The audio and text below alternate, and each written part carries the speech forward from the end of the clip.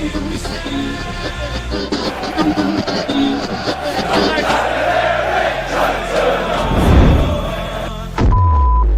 go.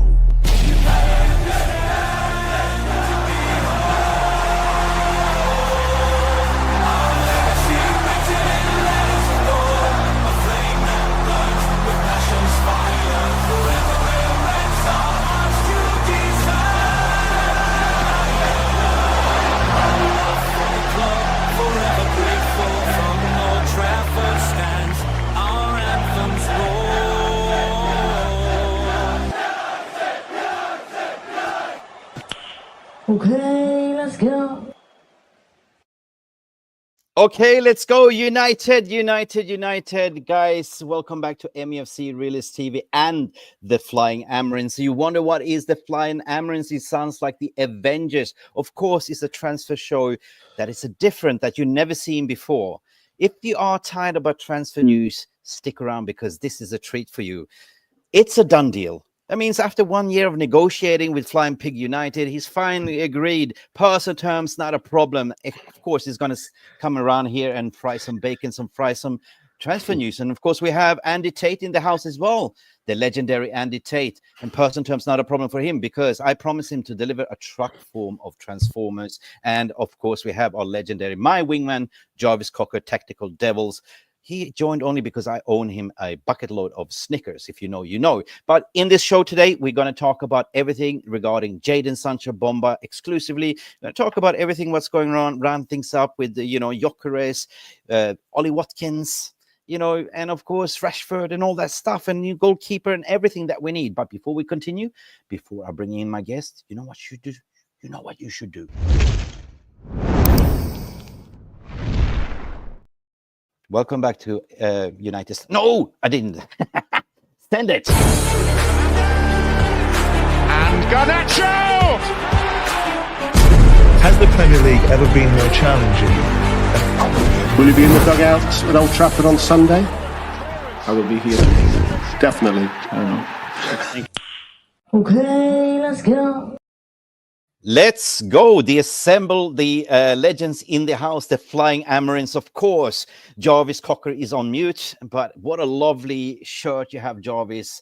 Of course, down here we have another legend we're calling Flying Pig. Joe, how are you doing, my buddy? I'm doing well. Thank you very much for having me on. I appreciate you. How you doing?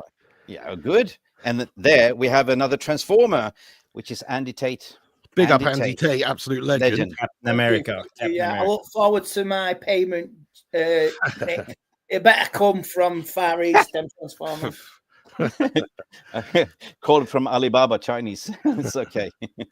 It's okay. Guys, let's kick off the show, but welcome everyone that's tuning in from Flying Pigs community. We also have Jarvis's Tactical Corner as well, Andy and myself.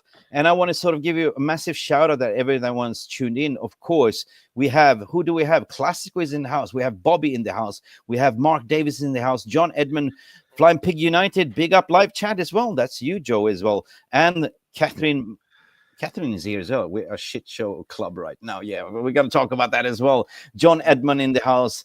Bobby's in the house. And Big Piggy, you okay? Are you okay? Show me the temperature. I'm okay. Yes, I'm just temperature check there. 27 degrees and rising. Show me again. Let's have a look. Yeah, 27 degrees. At least the humidity's lower today. So. Oh, crikey. Crikey. If you know, you know. If it's like 27 degrees in the UK, it's like 47 degrees. It's like Sahara, right? Bloody hell. Yeah. Well, yeah. It does feel a lot muggier. So if I look like Phil Jones in a Fray Bentos pie factory, it's because it's very hot right now. You know what I mean? It's shocking hot at the moment. I meant Luke Shaw. Phil Jones works, that works.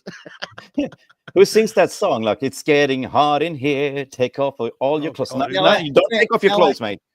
Huh? I'll keep it on, don't worry. Yeah. We have Tactical Devils. There's Jarvis saying, hey up all, we are co-streaming. Yes, we are co-streaming on Tactical Devils. Big up to the Tactical Devils as well, yeah. Legend. Big up. Yeah, I just wanted to tell my community that we are actually co-streaming because maybe people wondered Mick was opening the show and they're not used to that. But yes, we are in good hands. Mick Ruby will guide us through this hour and a half. I don't know how long we'll stay on, so don't worry. Mick will fix this. And we have a smashing panel tonight. Andy Tate and the Flying Pig himself. Finally, Yeah. we are doing a stream together. It's been a while. Last time we did a stream together, I cheated on the quiz and won massively. So by the one point that you wouldn't have got if you didn't cheat. It's all right. It's fine. You know. Good It evening was to it was you. a professional foul. You know, professional foul. Yeah, guys, if you want to super chat, it's not mandatory, but we don't make any money. But at least what you can do is give us as many likes as possible, right? If you want to become a member, it's cheap as chips. You know what? If not, let's kick on the show, guys. Brian Mbeumo, what are you thinking? What's going on? Is it going to be a done deal today, tomorrow, next year? I believe it when I see it, mate. It's all paper talk. Everything in the last few weeks has just been stretched out, recycled media with any transfer, what it does. And it's just boring. I switch off. And I tend to believe that you get the clips and you get the news for when it eventually happens, and you see him signing with the shirt, or you get a confirmation from somebody like yourselves, and you know it's done, it's agreed. Or Fabrizio says it as well. So any of the other channels. So yeah, I tend to switch off, but it's all. What was it? It's a storm in a teacup. It's just it's silent season. It's quiet. People need to keep engaged with the fan base, and most people are still on the summer holidays. Yeah, it's been. I mean, if you look at the last month, it was a little bit of a constipation, but we are starting to see some ball movements now. At the moment, you know, let it loose. Joe, what do you reckon? Flying Pig? I mean, I kind of tend to agree. You know, it's hard to believe it until the players are actually there, stood by the manager, you know, holding the shirt. But I have to believe that Mbeumo's in the process of getting done, you know, and before hopefully the 7th of July would be nice. But nothing would surprise me with this club. It seems Brentford are holding out for big money, closer to 70 million. I don't actually think we should pay that. I think if they're asking for that much, we should look at other options. You know, get somebody else in there maybe. But ultimately, it's a lot of money. But if they can reach an agreement, I don't see why it can't be done the next few days. I mean, they're not that far apart, are they? We had 62.5 combined total rejected last. They're apparently wanting 70. So it sounds like it's not that far away from getting done. Yeah. But in a report saying there's a third bid going on, but it's not really a third bid, Jarvis. It's pretty much restructuring what it is.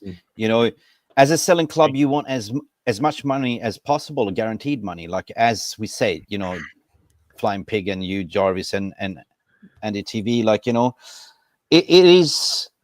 You know, as a fan, you get frustrated because hurry up. You look at Liverpool, you look at City. Everyone is doing business. But Man United are doing it their way. It's kind of negotiation attrition. I don't believe it's a third bid. It's more of sort of, you know, Brentford want more guaranteed money than the add-ons, because add-ons could be anything. Like, you know, add-ons could be like, hey, will Brian Mbeumo date, you know, Margot Robo, or will he dance with Pamela Anderson? You know what I mean? Or score 300 goals. It's a ridiculous add-on. So what do you reckon, Jarvis, in your opinion? Yeah, I think we're not doing as I was expected, but actually I was expecting us to move slowly in this window. And, you know, I said a slow dance. Yeah, I said about a month ago, maybe a month and a half, but I think Amorim is in trouble because I don't think Ineos and Glaciers has the money to back him as he should. And also we have a lot of players on high wages that will be almost impossible to sell. In my estimations, we have 7 players we need to get rid. And maybe in best we get to sell 2 to 3 of them. I don't think we will see all 7. Apparently, Onana is staying today. I saw on the latest reports, and you know, we have Højlund, Onana, Shaw, Rashford, Garnacho, Luke, and who else? Rashford, a lot of guys. You know, there's 7 guys. So I think we are stuck with them. That's my biggest problem. So we are in for a slow rebuild, and I don't think the fans have the patience when it comes to this. So I'm afraid that if it goes like this, Amorim will be gone until Christmas. That's my prediction. If things doesn't change around. Nah, can't, mate. Can't. They'll burn the place down. They'll burn the place down, mate. There'll be pitchforks. They'll be baying for Jim's blood. Nah, You can't do it, mate. Yeah, if you back yourself, if you're backing this manager, you back him into a corner, he's going to come out and be. Would you blame him if he walked and said, you know what? If I'm going out with style. Drop the mic and tell everybody tell the world what he thinks of the structure of the board, mate. They'll be scared. They'll be terrified because he could walk into any other team. He could walk into any other European team with the right backing and with the right, with the money, and he could walk into Barcelona still. He could walk into Barcelona and be right and turn them into a big European powerhouse. He could win things. So you got to give him a year because are we a player away from selling? If we sell Jadon Sancho, is that the extra £8 million from that transfer to get the Brentford lad? Are we going to get any more players in? Or I do not want Marcus Rashford or any of the bad boys, the Spice Boys, whatever they want to call themselves. Spice Boys, Spice Girls, any of the little bad apples, are they going to be on a plane going to America? Do you think Ruben wants that? I don't think so. Yeah, I tend to agree. You've got to back him a bit longer. You have to give him the signings to play his system and give him a bit of time. He literally came mid-season. He's only had like 6 months. It's not really fair, even if he had a bit of a poor start to the start of the season. You've got to judge him really much later on in the season. But again, it is a results industry. If he is like 17th by Christmas, then maybe he could get sacked. But as long as he's not too far down there, and we're looking a bit better, then I can see him getting, at least the season. But one thing's for sure, he can't do it, or he can't be expected to improve the position and the performance too much if they don't back him and give him the signings. They have to give him the Mbeumo deal and just get him in and get that negotiations done. They also have to get him a striker and, in my opinion, a goalkeeper, because Onana's, Lurpak hands, you know what I mean? So he'll drop you. Yeah.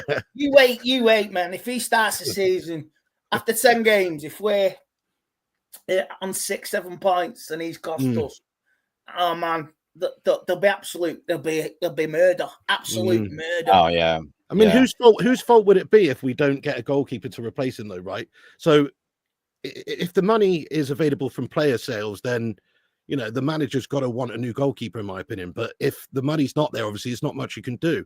Like Jarvis said, there's 6-7 players that we should be selling, but probably only 2 or 3 of them are actually saleable because of the crazy wages they're on and their egos and all the rest of it. So, yeah, Amorim does need big help. He never wanted to come mid-season.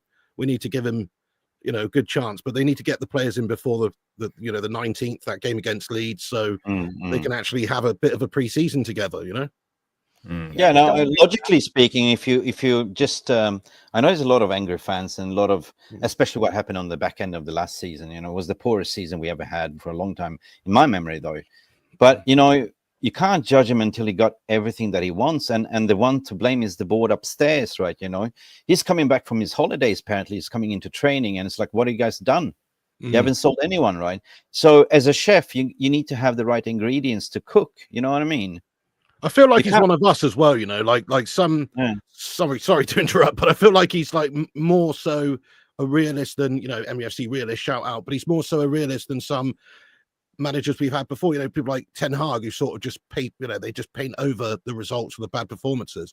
Ruben Amorim comes out and says, this is the worst United side there ever has been and stuff like that. He's very, very frank and honest. And I like that. And for that, you deserve a bit of time. That was a valid point, because I remember Ten Hag his reign. I think he was only honest twice. Only after he said, after we got beat by Crystal Palace 4-0, this team will not win the league next season. Wow. I could have told you that at the start of the season before, lad. Yeah. So yeah, it's very rare for the Manchester United fans to be brutally honest. Now this is where I don't want him to start taking the defensive, putting up blockers, like this. We like Ten Hag to take that mentality, what Ten Hag and previous managers. I don't want to see that with Ruben Amorim next season. No, I don't. I mean, even Ollie, bless him, Ollie. I love Ollie, and Ollie I thought did well, and in hindsight, he did very well. But even he was very much, rose tinted glasses after games and stuff a lot of the time. So I like that Amorim is, is honest. I think that's a good thing. Definitely we've got somebody. And that's the only thing we've got going for ourselves. We've got an honest manager who will criticise and actually vilify players who think they're self-entitled to everything. Yeah, guys, the part of the show is absolutely looking at this one, which is the Flying Amorims. I made it a little bit different because what's in the mind of Ruben at the moment, right? Coming back from his holiday, who is out? Get out! You can see who's out there, and you can see the goalkeepers. You see Onana there, the flappy, Mr. Flappy Vaseline. You know what I mean? And then everyone we linked to the midfielders and the dream trio in terms of the striker, which is Cunha over the line, potentially Gyökeres. We're going to talk about that one, and Mbeumo. And Mbeumo must be sitting there. What's going on? What's really happening? He said it. Yeah, he only wants to play for Man United. Media's been spinning it. They're saying third bid, sixth bid, whatever they might be. But I think that within 30 years, Mbeumo is still waiting like this. What do you reckon, Joe? Yeah, it looks like Forest manager, doesn't he? Nuno Espirito Santos. That's it. It's the year 2048. Oh god, 2058 by the outlook at that. Yeah, 2058. Yeah. He's getting grey hair waiting. 9 season. Jesus. But it is dragging on a bit though. Yeah. Yeah, I'm not worried about that one. Are you, Jarvis? Nah, well, I will start to get worried in a couple of days because I feel that we are past the 1st of July. We are in the new financial year. I think things needs to start kicking on in the next couple of days. And if we go into preseason without an Mbeumo signing, then I will be really worried. I have to be honest because I don't think we have it under control. We all heard the interview with the Brentford CEO who talked about how things stands at the moment, and I don't know because I think we are haggling over a couple of millions. We set the price on Cunha 62.5. We offer them 60 plus some add-ons. I think they want more. I think they want 62.5. I think they want in the 3 years down payment. But I think we have problems because we don't have the money. So I feel that this deal is hanging in the air until we get the player sold before we can finally if we move one out before. If Sancho goes, that's the difference. Yeah, that money comes in and that makes that bid. So it could be the difference is one player makes a difference. Yeah. I've been reporting that one. I mean, Manchester United in the new PSL financial year don't really need to sell because everything is done by amortization, meaning you're not really paying the actual figure. You know what I mean? Because Cunha can be 10 million in installments that goes on this year's book. Mbeumo can be another 10. Depends on how they structure the deal. And basically, you add on a Gyökeres, potentially 20. What do you have? 40 million. So basically, you can spend 60 before even selling. And it's been reporting we have 120 before sells. So this is the way you can structure the deals. But getting players out of the door is very important, right? Definitely. Because, if you look at the outs, they are like, toxic elements and needs. We're going to talk about, Sancho, the freedom fighter, Rashford. Anthony's doing the right thing, and Garnacho, 100%. I don't think Anthony's not more of a problem. Anthony's one of those that we got. Batiste, what you call it? They got Amazon Prime Anthony. We got Timu Anthony when we fucking bought him. You know what I mean?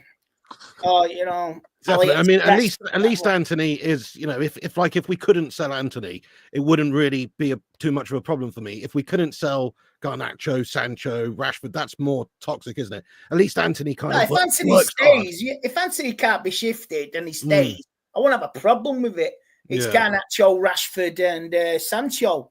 I agree. That's the problem. I mean, I could he'd probably go out on loan. He probably won't play, but I won't be going in on him because there's a player there. Unfortunately, he just can't do it at United. And he doesn't fit Amorim's system, really, does he? He's not a wing back, and he's not a number 10. So, I guess you could use him late on in games if you need to just flood forward, but he's not perfect for that role at all, no.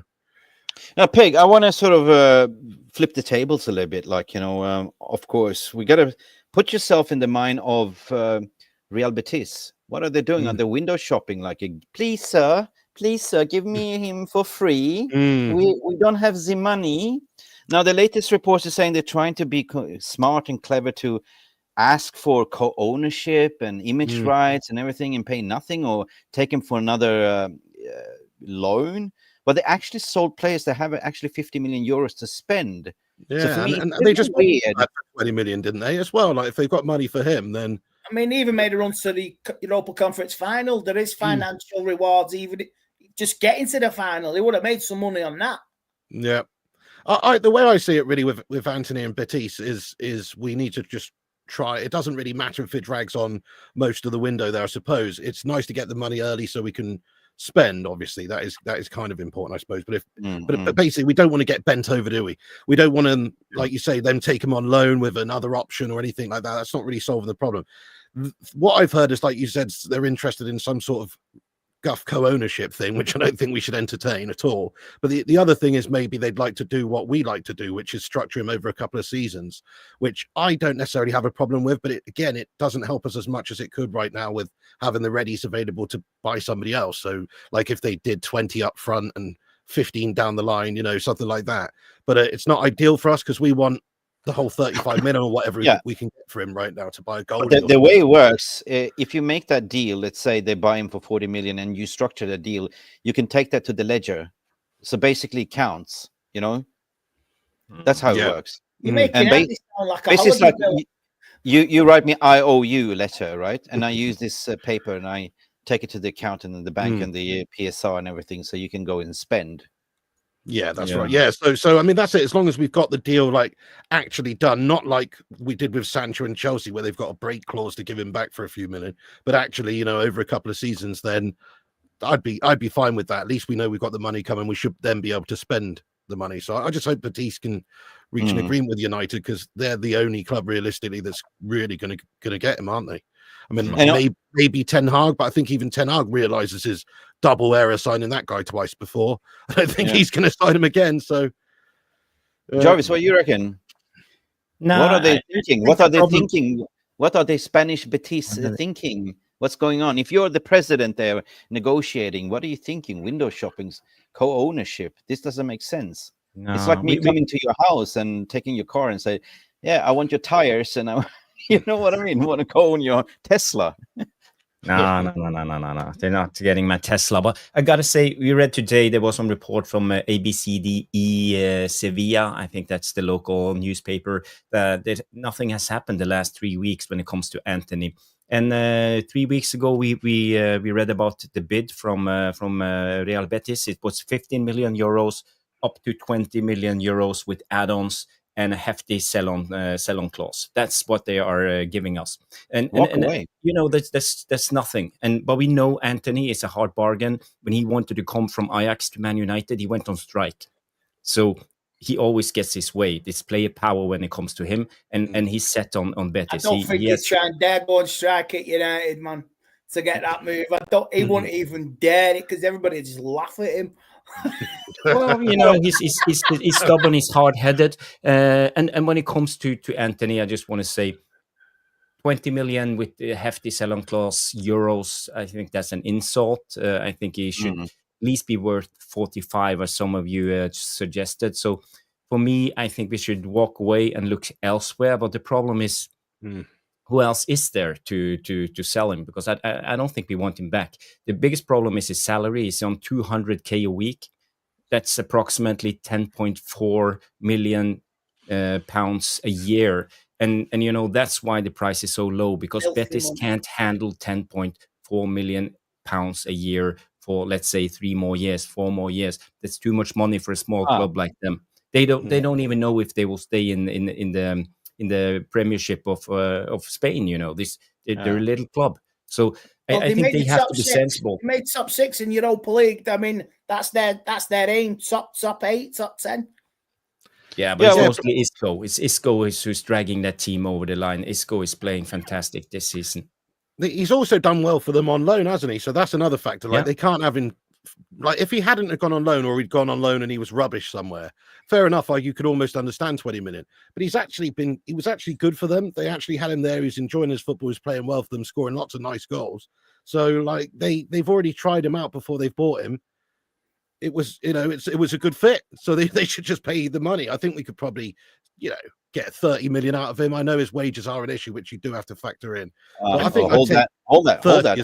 Wages. Mm. I'm going to talk about that. But in my opinion, if we don't sell him, he's not the problem. He can easily be integrated coming back. The three other players that we really need to get going is Sancho and Rashford and potentially Garnacho. That caused a massive shitstorm. You know what I mean? But I think that, ironically enough, he could play as a wing back. He could, and I think I agree with Jarvis. Like we shouldn't be just listening and waiting for Real Betis, because if La Liga saw what he did last year, like he lifted Betis up, to what you said. Where were they before he came? And the president said we will do everything in our power to get him. You know what I mean? But that doesn't mean that you just wait for them. If another bid comes in on 45 million, 50 million, you take it. You know what I mean? Yeah, of course. Why? But the fans Why love it. Why entertain? Seen the video of it. But I just don't understand why entertain this, co-ownership, and I give you a little bit here, a little bit there, a little bit there. That doesn't really work for the club at the moment. We need to sort of get liquidity now. Well, I think Jarvis hit the nail on the head with the fact that his wages are probably just a bit too high for the average club that actually would want him, because the top clubs probably don't want him based on what he's done last couple of years. And the wages are a bit of an issue for, the mid clubs. But yeah, I mean, I'm not sure what he's on, but Jarvis, did you say he's on 200k a week? Did you? 200k apparently on a week. But I wouldn't pay him that if I was Betis. No, I wouldn't pay him that. No. But let me tell you something. He said he will lower down his wages, and there's a I've method heard to that as well. Yeah. So there's let me room for explain. flexibility. Definitely. I'm the only one that posted a very lengthy tweet after some investigation, and there is something called the Beckham law, the Beckham rule, right? If you are first-time taxpayer coming into Spain, you get a tax deduction for fixed 25%, 24% actually, for the first 5 years. So even if you lower down your wages, you're actually earning more than you earn in the Premier League. Right. That is David Beckham. That was the first British professional that came to Real Madrid that activated this. 24% fixed, no matter how much you earn. So in UK, you're paying 45-50%, right? Yeah. We are, Yes, but they are. Me and Andy probably ain't, but they are. Yeah. So you can imagine, the salary that he's earning in UK, half of it goes in tax, right? If he goes and lower down his salary on 24%, he makes more money. It's a great point. Yeah, it's a great point. Mm. Yeah. So even if he drops to 160 a week, it's still in the same sort of region that you'd be making. 120, 100, even that. Well, that's brilliant. I mean, fair play to him if he's prepared to go down as well, even if he doesn't end up with any less, because it's still, still good on him, isn't it? It doesn't happen a lot, is what I'm saying. The last player I remember doing that was Arteta going from Everton to Arsenal. He dropped about $6,000 on his deal. That's it doesn't happen very often, I don't think. Okay. So let's close this off and follow this closely. Another one that I reported on, Alfredo Pedula. You've probably seen that we are doing exclusive. I've been covering for him because his nonna passed away. His mother passed away. Oh, bless him. Yeah. So Alfredo, if you're listening, my blessings and condolences. It's never easy. Italian family, big family. Much love to Alfredo. Yeah, that's horrible. Yeah. But it is. I have some exclusive news, and I'm really going to add this to the stage, basically because I'm not going to display my tweet, but United Exclusive tweeted what I was saying. A full agreement between Sancho and Juventus is now very close. The deal is accelerating in the next few days. Juventus and United align with the 25 million fee, and that means also that I got news that Sancho has agreed to lower down his wages to 10 million, approximately, euros. He was earning about 13-14 million, and the stumbling block was that Juve really, really wants him, So it's been hardcore negotiations for the past week at least. And I think that the agent finally caved in and understood that nobody's coming in for Sancho, right? He doesn't want to go to Saudi. He can go to Saudi, double his wage. But it basically, like, there's bad agents, good agents. And finally, I think the agent told him, listen, this is the only lifeline, right? Lower down your wages. Oh, they'll crucify him over there, man. He don't perform, they'll crucify him. And it couldn't happen to a better player. Seriously, because if you don't perform at Juventus, he'll get scrutinised in Serie A. And I hope he does. Can't hack it, lad. I really hope he gets crucified. He's got to be the luckiest player going, doesn't he? Because he's so bang average and his attitude sucks. But he just gets all these big moves, you know. Dortmund, obviously, the German. Yeah, you'll see him at clothes shows wearing sunglasses, starting a Riviera with glasses, sipping a cocktail and all that. That's the only lifestyle he wants, and he drives a Ferrari here and there. You know, that's all he wants. He won't play football. No Juventus, big name club. You know, fit him perfectly. But like you say, if he doesn't, the old lady won't put up with that. They'll boot him out. Yeah, that's right. No. Get out of my club. So he's prepared to pay for. So he's on 13-14 million a year here, you say, and he's prepared to go down to 10. I mean, if that's the case, you know, fair play to him, because again, I didn't see him doing that. I thought the sort of player he was, he'd rather. Such generosity. I know. A big twat. But I thought he'd sit on his 300k a week. You know, that's what I thought. But yeah, I mean, he surely wants to play football, doesn't he? Surely he's been found out. Yeah, he's been found out. I'm just going to add this to the stage because this was my original tweet that everyone was co-tweeting at the end of the day. And this was from information from Alfredo Padula over WhatsApp as well. Like, intense negotiations regarding Jadon Sancho and Juventus have been positive. We're close to full agreement with Sancho accepting the Juventus salary proposal. The deal will accelerate in the next coming days. Hopefully we get a here we go. Juventus and United are aligned with the 25 million asking fees. And we had Alfredo on Sunday, so he's basically been covering this more than actually Fabrizio Romano has been doing. So is there one person that I trust regarding Serie A? It's actually Alfredo Padula. Has been doing this for 25 years.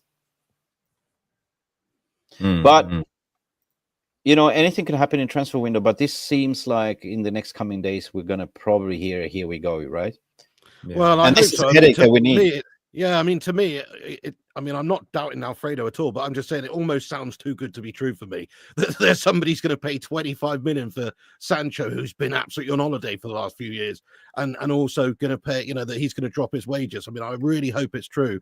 But again, I've got skeptical hippo eyes, you know what I mean? He'll probably release a collab of Freedom, like with George Michael. That'll be. He'll play that on his Twitter feed, won't he?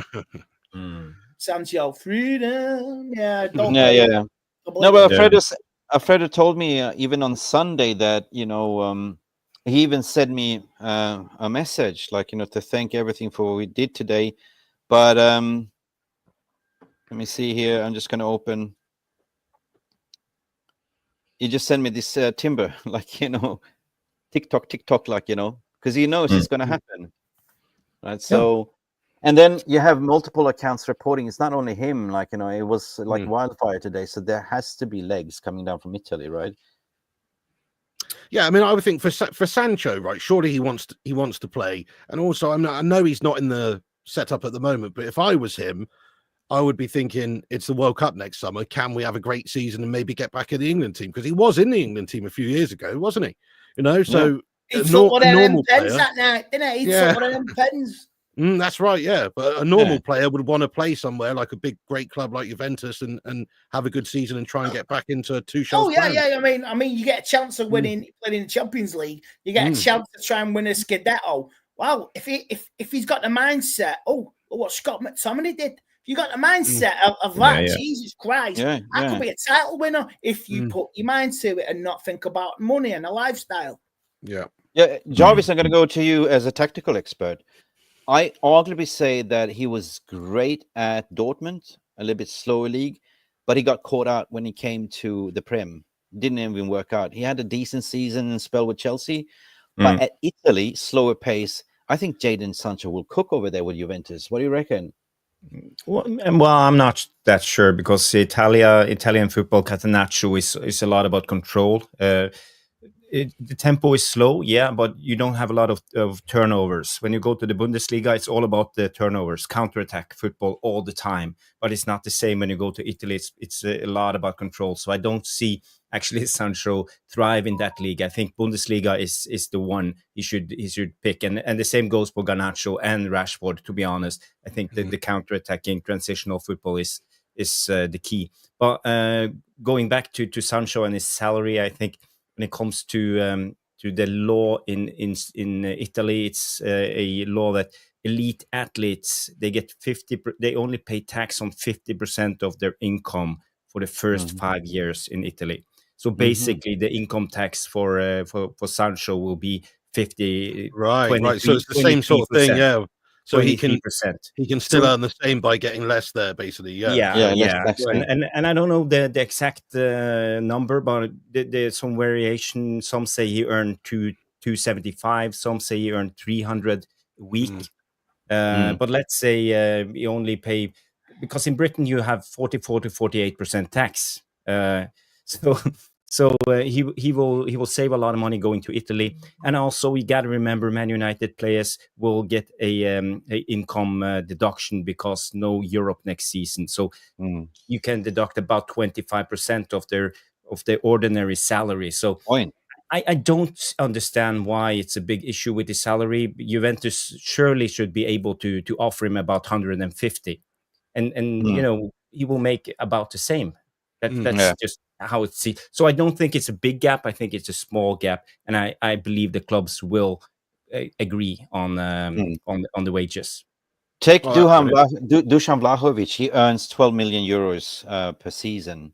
So they want to put him in that bracket 10, 12, right? But I think that Dusan Vlahovic is the highest earner over there, and that is a problem for them. That's why they want to offload him, right? I don't want Vlahovic, No, he's not even linked to us. Like, you know, they made a proposal to say we offer you Douglas Luiz and Dusan Vlahovic, and Man United didn't respond because it's not part of the list. Simple as that. You know, we want money up front, 25 million, and you take care of his wages and offload, because that's unlocking the door for other midfield signings and the striker position. Only this signing. And then we're going to move on to Marcus Rashford, guys. What's going on in the Marcus Rashford head and his brother, Dwayne Winnard? I mean, obviously, as his brother, as his agent, he has to sort of tell him, Marcus, be a footballer, think straight. Bayern Munich is coming and knocking on the door, and you only want to dance with Barcelona. Well, you know that Barcelona is looking at Nico Williams, which is kind of a little bit stalling at the moment. But our fear for United's sake is that Barcelona are opportunities. They know the situation. At the end of the window, they're probably going to come to United and say, okay, we take him, but it's a loan with an option to buy him, right? I'll say, like, I don't want him on the tour, man, because if he has a good tour, if he starts scoring and he's like, oh yeah, he puts the pitches out, fist pumping, training hard, then the sympathy vote, Rashford FC, Player FC comes out. No, he's got to come back in. He's got to come back in. He's not, you know, like, he's showing his commitment. He's scoring goals in the friendlies and all that. He's got to be the starting. No. He burnt his bridges, and if he comes back, it undermines the manager. If he comes back into that team, it undermines the manager. And because if you remember last season, Sancho played in the pre-season under Ten Hag. Just he played in a few games. He played in Scotland against Rangers at Edinburgh, just to put him in the shop window. He had to back down on. So we have to play him. So I don't want United and any of us to do this to undermine Ruben Amorim. It could happen. Yeah. You know it can. Yeah. But would we want him back? That's the thing. I don't want him back. I don't want him being back, stinking up the place. His attitude is terrible. Amorim doesn't want him back, does he? I mean, Amorim would have never let him go out on loan if he actually wanted him around, and if he thought he had a role in his squad. He obviously didn't like his attitude and his effort levels, and probably systematically thought, well, he's another one that doesn't quite fit the system. And like, there's talks of him going to Barca and playing number 9. I mean, I don't know about you, but that makes me laugh, because he's not Thierry Henry. You know, he's not that level of a number 9. He's better out on the wing, running at people. He's even a bit of a headless chicken at that, really, if we're being honest. He's more Raheem Sterling than Vinny Jr. or whatever. So there you go, really. And they won't, like Andy was saying about Juventus fans, they won't put up with mediocre performances regularly there at number 9 at Barca either. So, like, I agree with what Jarvis was saying.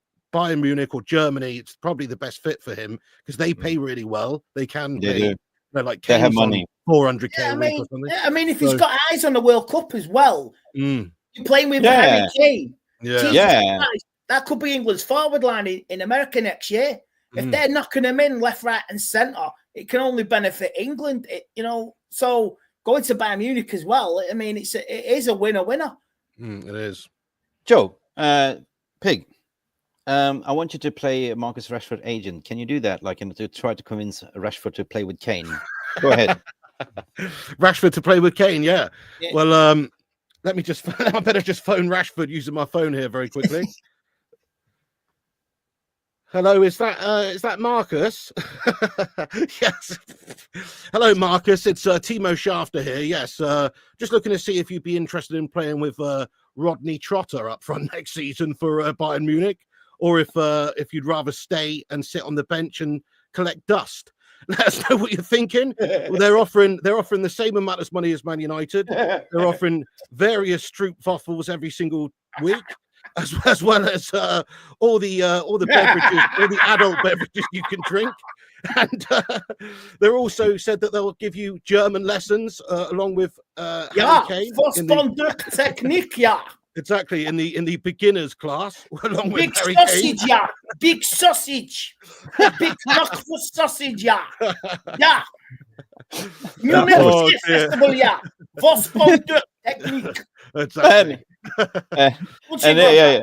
But anyway, you get to go to so kinky parties to dress in lederhosen, yeah. Exactly. Yes, the Fußball is sehr gut in Deutschland. Ja. Schnell, Tommy Schweinhund. Und das Wetter ist prima, ja. Und ja, super. Und du kannst spielen mit Harry Kane, ja?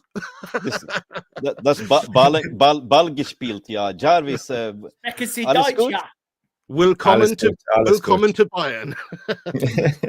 But no, I mean, just I really hope, I really hope that happens. Oh, you put me on the spot there a little bit, mate. To be fair, I should have had a little bit prearranged. But either way, I like that link. I think it's the right move for him as well, because he'll probably tear it up in the Bundes, whereas I think he'd struggle in La Liga for Barca up front anyway. I mean, if they're getting Nico Williams, they're surely not going to want him over there, are they, to the same level? But could you say that he's a Leroy Sané replacement, because Leroy Sané is going to the Turkish league, right? Yeah, I mean, I could see it being I could see either happening, actually, but I think that Barca would only take him on a loan. And I think Bayern Munich would probably be more likely to pay the money up front and, take him permanently. Just because if you believe what you hear about Barca, even though they seem to make all these signings, and pay big wages, there's always reports that they're really strapped for cash. They pulled more things in the last few years in yank stuff to get financial leeway, and they're still yanking and pulling them now. And we'll be in debt and billions of debt for the end of our days. You know what I mean? I think personally, I think that's the best solution for Rashford. And if I think logically, if you say the Hurricane, they pay Hurricane 400,000, he might even get more than 350. You know what I mean? And plus, he gets to play with Kane. Plus, he gets to win the Bundesliga. Of course, Bayern always wins, you know what I mean? Except last year, right? But and then he gets to play in Champions League. They won it like this year. Oh, last year they lost it. Yeah, you're right there. Didn't they win it 10? They won 10 in a row before that, didn't they? Or something like that. So it's quite funny. Quite funny though how Harry Kane went there and then didn't win the first season he was there. And you got Eric Dyer there as well, good English mates. You know what I mean? So it's not that he's going to be learning Deutsch that fast. It was. I say if you buy Rashford, you get Sancho free. Yeah, that's what we should do. buy one get one free. There you go. Yeah. No, I think that I pray to God that he goes to Bayern because that's the best for the club, and I think that is the best move for Rashford. You can sit and dream on Barcelona, but at the end of the day, it's not you, Marcus, right? If you're, let's say you are Pig. If you are, I know you're married with Mrs. Pig. I know that. Yeah. Okay. I'm actually not married, but okay. Let's say close enough. I mean, for the purposes of this, yeah. Yeah. But but let's say let's take us back in time now. Before you were pursuing her and chasing her, right? To win her heart. You as a man, you would like to be on top. You would like to be the Lion King. I want to be the one, right? I don't mind being on the bottom, actually. Oh my God! Way back. You know what I mean? Why should we do all the work? Exactly. That's it. I've got the energy. Fair play. But let's say you went on Tinder, like let's say we use Tinder and transfer Tinder. Oh, it's a like. You swipe right. Yeah, but she's probably swiped right on many other suitors as well, right? So what I'm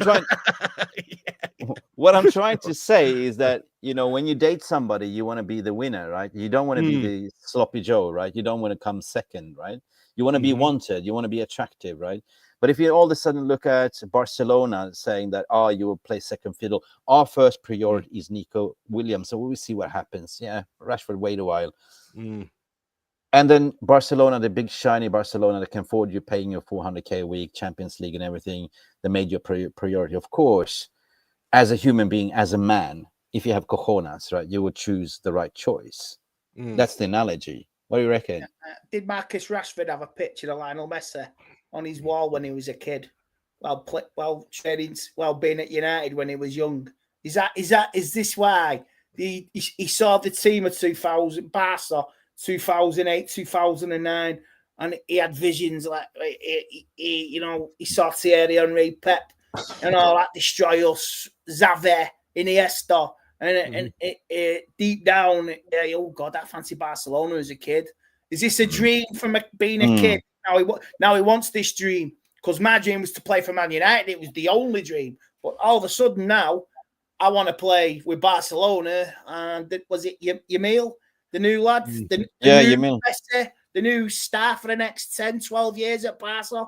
This is where it is. This is what he wants. He was literally quoted as saying that a couple of weeks back, wasn't he? Liking to play with Yamal. Yeah, King style. I have a dream. Yeah. This is what he wants. Yeah. But Barcelona. This is where I look at it with Rashford. I don't see him. I know he went to Villa on loan, right? That was just because they were trying to push him out the door. They couldn't get anything done. But even if Villa could afford him, I don't really see him being the sort of player that wants to play for a team like Villa, even though they're better than us right now as a team, right? No. He wants to play for a Barcelona. He wants to play for a Bayern big brand. For the brand, yeah, because he's a big brand and he wants to maintain that big brand. And that's the sort of mentality I think he has. Same with like Sancho and probably Garnacho too. I can't imagine Garnacho going to play for Leverkusen with Ten Hag, even though it might be a good move for him.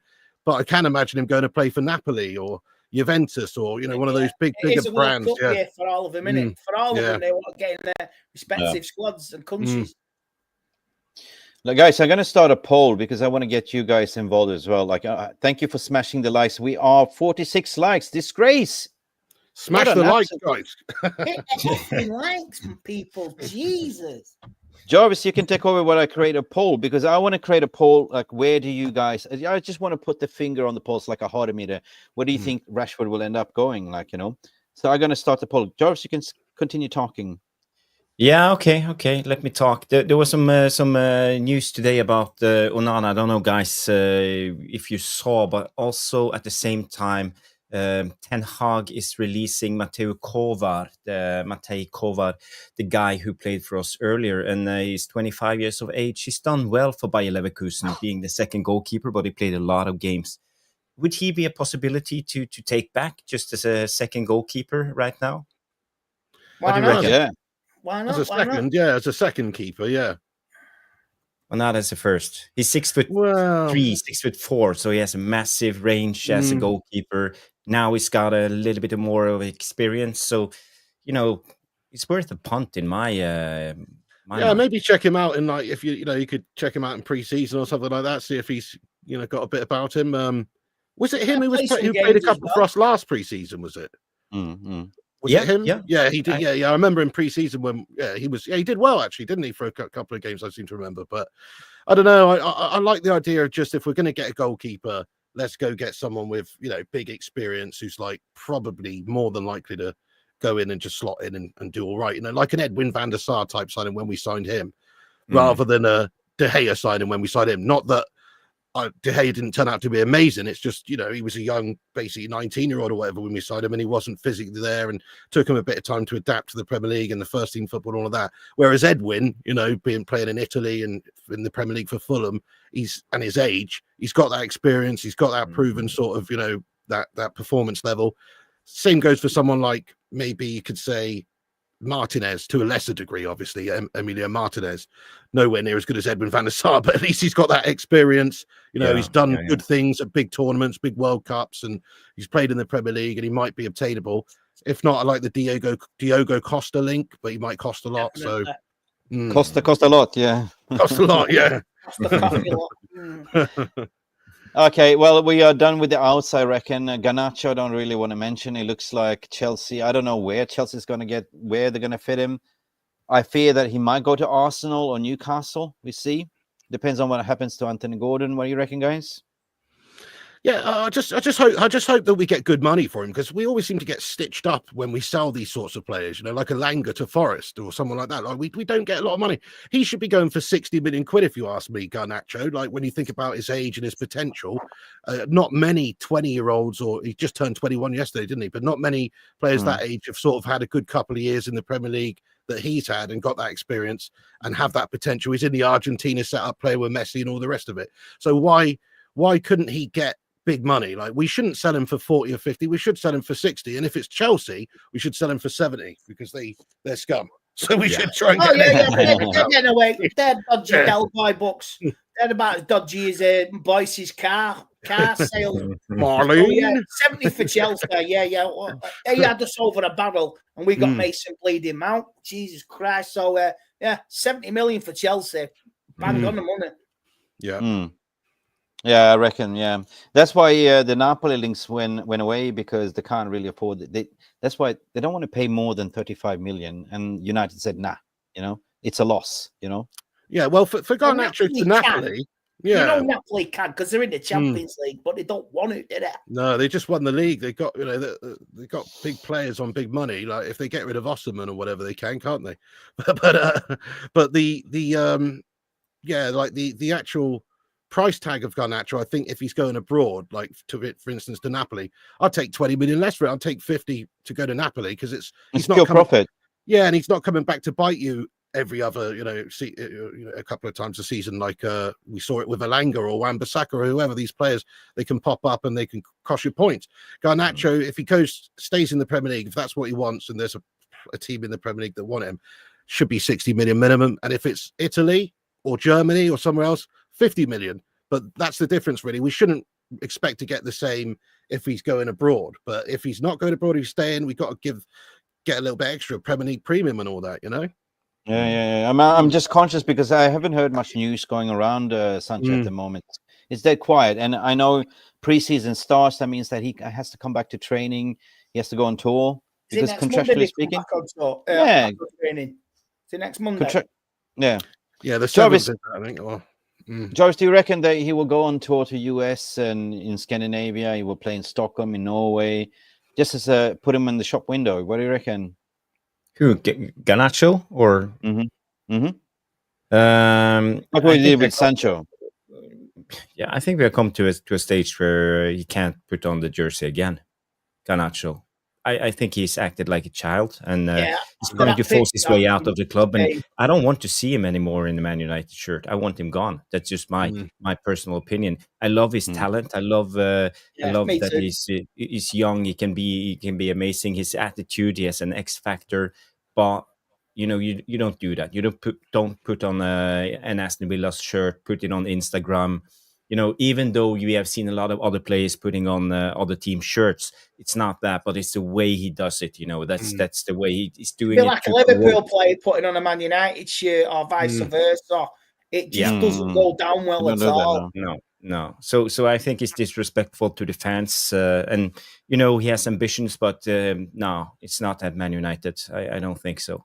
All right. Well, I don't know where he goes. I hope Nobody he goes knows. really, Nobody really, knows. really It's a shame. cheap. It is a shame though, because like he is a talent, and he's one of those players we signed him for peanuts from Atletico when he was like what 475. Yeah, so he could have been one of those really great legends of this club if he'd have stayed here and just improved and improved and improved. Mentality's not quite there, is it? He's chucking his toys out the pram after the Europa League final and moaning about not getting selected, not thinking about what's the team, putting himself first. And then what he did with that Aston Villa shirt, that's it. He's dead to me now. After that, he's dead to me, mate. That's it. He's got to go. So just chip him off wherever you can. Okay, listen, I'm conscious about time as well. So at the end of the day, Sancho, it is a blessing in disguise if he goes. Rashford, that is the two major players that I need to go. I don't think that's Garnacho is that big of a issue. It's just a fresh issue, right? So I couldn't envision him going on a preseason tour. I can envision that they're trying to sort of put him in the shop window like we did with Sancho like last year, just to get more interest. At the end of the day, we will see, guys. Do you really want to board that plane? Then 24 hours later, he's back on a plane traveling back to England. I hope we don't take them. I hope we don't take them. Garnacho will want that either. I think he will want this sorted and pretty and quick as well. Yeah, I mean, that's true. for all parties, get it sorted, get it done. No backlash, because Sancho and Rashford too. Yeah, like those guys. Yeah. It's better if they don't go on tour and like they can be in Europe. If a German team or an Italian team wants them, they could just zip over. Like you say, they don't want to be on tour in America or wherever, So no, I believe that Sancho will be hero of the weekend here now, because Man United don't want him back. That's the last thing they want to do. They want to rush this over, right? The pressure is on, the pressure cooker. And that whole 50% wages thing that Jarvis was talking about, that really does add a nice bit of spice and like solidity to that deal as well. Because if they can pay him a lot less than we do, yet he still earns the same, then it's a no-brainer for him, isn't it? Really, yeah. But even when I spoke about the Beckham law as well, even if Rashford lowered down his wages, he's going to earn more. You know what I mean? Yeah. And accept 200K a week and earn more. With 24% tax. Anyway, guys, I do want to move on with the show as well. So we see this flying Amorim chart. We are down to the goalkeepers, and the one that we crossed, we spoke about him, the flapper, the wing, so wings with no wingspan, Andrew Onana. Okay. Even if we get him on loans, because guys, I want to talk about something serious. Like, clubs are not blind. They saw what he did last season. Who on earth will buy him? He's got the worst record. Even Southampton's goalkeeper, they got relegated, had better stats than Onana last season. Did you know really? that? God, no, I didn't know that. What in terms of like unforced errors? Is it Ramsdale, wasn't it? Yeah. Wow.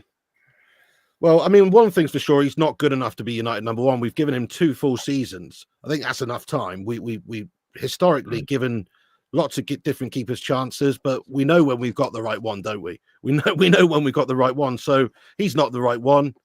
I just, like you say, I'm concerned that we'll be able to sell him, because who's realistically looking at those performances over the last 2 years and thinking, yeah, he's worth close to 200K a week or whatever he's on, 150, whatever he's on. It's a lot of money. He's not going to be on peanuts, is he, Andre Onana, coming from Inter, who were in the Champions League, and coming to United. The only club that I think maybe would have an interest, though they've obviously changed managers, would actually be Inter, because they signed Jan Sommer on the cheap to replace him. He's done really well, but he's like 37 or something, isn't he? Jan Sommer. So he's not going to be around forever.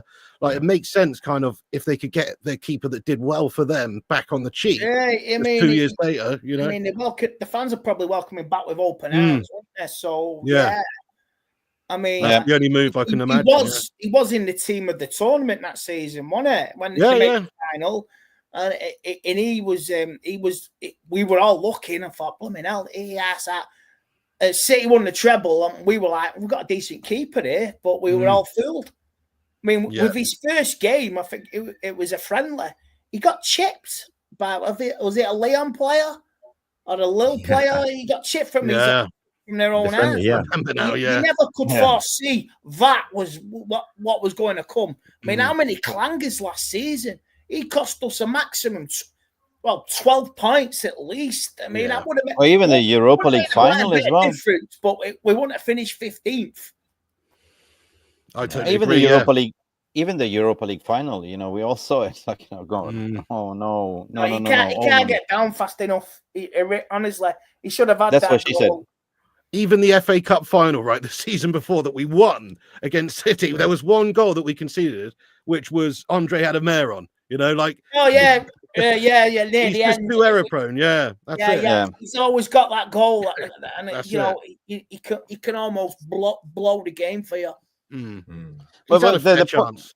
The point is, like, if everything falls into intuition, we're going to talk about midfielders as well, right? What's the point of getting all these players? We're lacking goals. We'll score shitloads of goals if you add on Cunha, Gyökeres and Mbeumo. And then we look at midfielders like Richard Rios. We have Edison there. We have Wharton. We have Hayden Hackney as well. These are the four midfielders that we're linked to. If we can't have a goalkeeper that can keep a clean sheet, so what's the point? Yeah, you can argue to the point, guys, that at the end of the day, like, we can score shitloads of goals and we can win matches. But at the end of the day, you look at the points tally at the end of the Premier League, like, how many conceded goals. So I don't believe that, we can start the season with Onana whatsoever.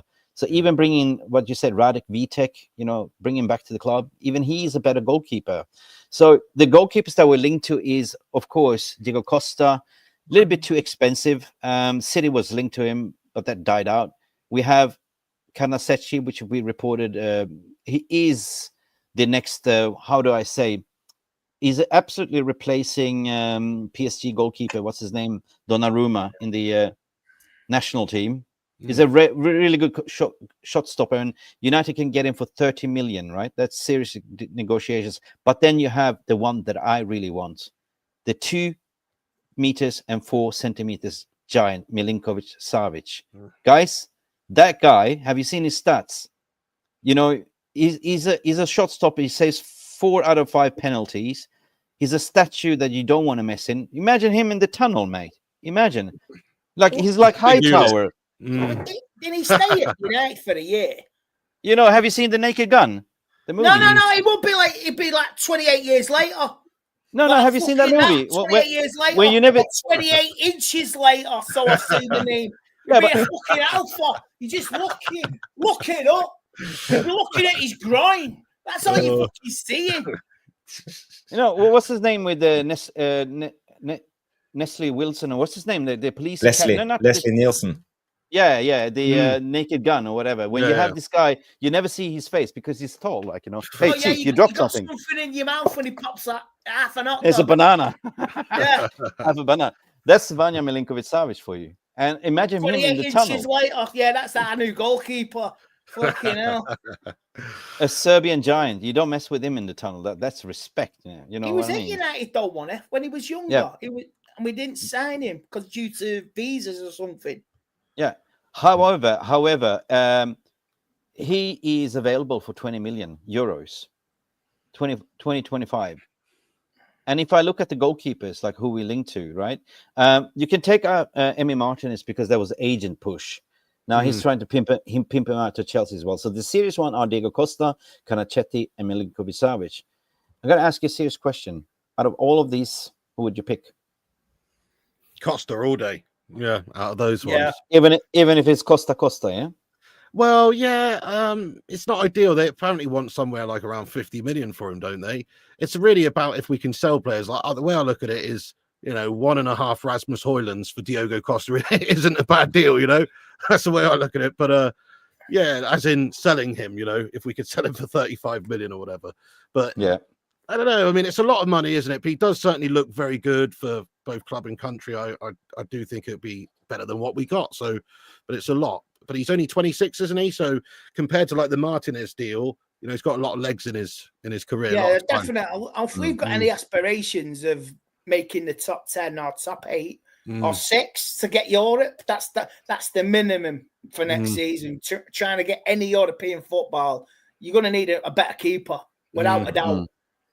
I agree. And as I've always said, like the goalkeeper is such a important position and it's such a specialist position. Like there's only ever really about 10 really, truly world-class goalkeepers at any one time. So if you can get hold of one of them, and Diogo Costa has that potential to be that, then we should, because we can't get Donnarumma, can't sign, Courtois and all these sorts of the Oblaks of this world. We just can't get them. But he could be the next one like that. So that's why I think he'd be a good buy. Yeah. Jarvis, what do you reckon? I see a lot of people in the chat. DJ Superfly guy coming in with Savic, Luca Chevalier from Lille. I like this one from Danny B. Lunin from Real Madrid, or Sene Lammens, the guy who plays in the Belgium league. I really rate that guy, Sene Lammens. He's a hell of a shot stopper, and he can claim crosses. He's good with his feet. But out of these, the guys you put up, Mick, I think it's Carnesecchi for me. I think Atalanta goalkeeper, he looks really good, like a shot stopper. And I think you need a presence. At the moment, we need the best shot stopper as possible, because we will concede a lot of shots. We know next season we have to play Bruno in the pivot. It doesn't look like we are signing a solid DM. So Bruno, Casemiro, I'm not sure if they can do it. So we need a solid goalkeeper, in my opinion.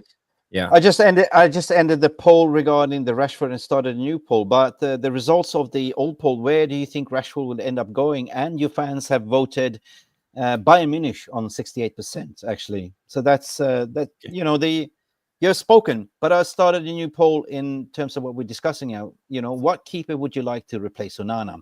We have 4 options: Costa, Carnesecchi, Milinkovic-Savic, and the real Onana. Bring me the real Onana, because I think we recruited his twin brother.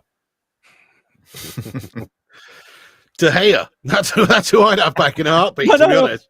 Well, seriously, how can you go from worse to bad? He must be. It's not the real Onana. Where is the real Onana? They sold us the Condos, right? Inter. It's not the Champions League finalist, that we recruited, that Pep Guardiola was shit scared of, right? Literally getting nominated for Yashin Awards, and then for us, he's getting nominated for Gashin Awards, isn't he? I mean, I call him Andre 3000. Shake it like a Polaroid picture. Remember the song?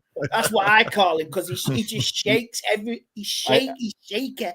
He does. I think he's nominated for Ballon de Flap award. Yeah, that's it. I mean, and another thing about him is when we got him, we thought we were going to get somebody who was going to transform how we play out from the back. That was a big thing, wasn't it? In my opinion, he's not even great at that either. It's not like I look at him going, "Oh wow, he's created 2 chances for us every game." Last season, he played out from the back. We got caught. We're 1-0 down. I think it was in the Czech Republic or something like that, and within about 3 or 4 minutes of the game, and he's like, most important thing's the shot stopping, isn't it? That's why Ten Hag had such a nightmare letting De Gea go, because he was a great shot stopper. He might have not been great at everything else or some of the other stuff, but he was great at stopping those shots. So that's all I know. Jarvis, Peg, don't you think it's psychological? I mean, he got scolded in the 3rd game of his Premier League. I can't remember who he played, but he got absolutely scolded playing out from the back, and then he stopped doing it. I mean, the 3rd game from last season or the season before? When he started playing for United under Ten Hag. Everyone was saying, wow, look at him. He was playing a high line. He was playing a very high line. He was very risky with the ball, but he got scolded up in the half line. And I remember, Yeah, what game was that? That'd be interesting if it was. I can't remember. I mean, it has to have an effect on you, doesn't it? If you're getting berated by the media, and I'm probably guessing that he doesn't pay much attention to it, but he knows if he's had a good game or if he's in a good place form wise. And I think he's so nervous all the time. He doesn't look like he's very confident ever anymore. When he first came in, yes, do you remember that first preseason game? He's shouting at Maguire for making an error, screaming his head off at him. I haven't seen anything like that. Do you remember the first game against Wolves where he WWE'd KO'd elbow like that? I haven't seen much like that from him since. He seems to have just sort of gone within himself a little bit. He's definitely struggled mentally with the pressure, dealing with the pressure of United. I think it doesn't help that the team's been tight either. Jarvis, who he reminds me of right now in this current situation? The ex-Liverpool goalkeeper Karius. He was brilliant, and then he went mentally gone because of some mistakes and the pressure from the fans, and now he's nowhere to be seen. Champions League final. I mean, he got done. They're blaming him for Gareth Southgate's overhead kick. Jesus Christ. Crucified the poor lad.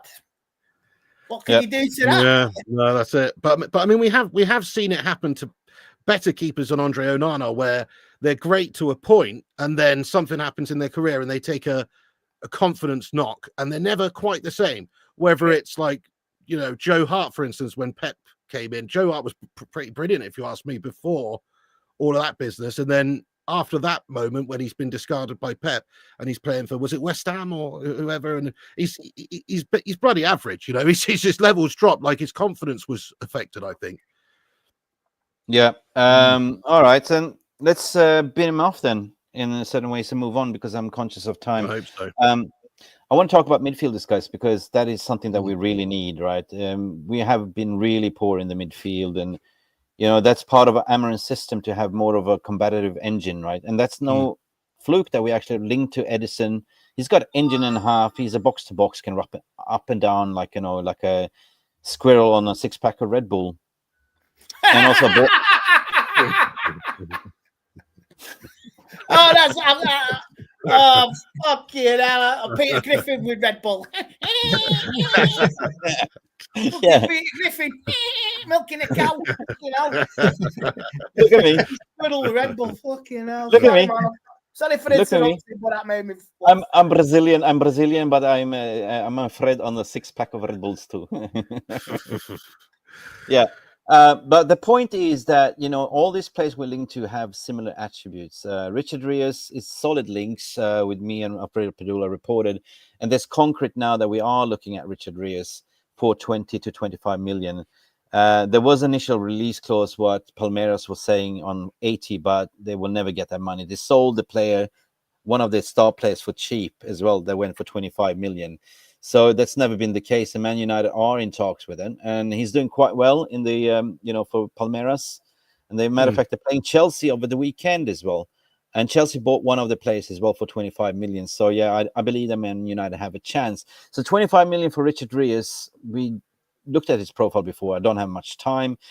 Adam Wharton, no chance because of the Premier League tax. They want pretty much 80 million. Haley Hackney is kind of a unproven entity, but he's got the same attributes. But Edison is concrete links. Like Man United was actually, you know, offered him for 40 million pounds in January, but they didn't go ahead with the bid.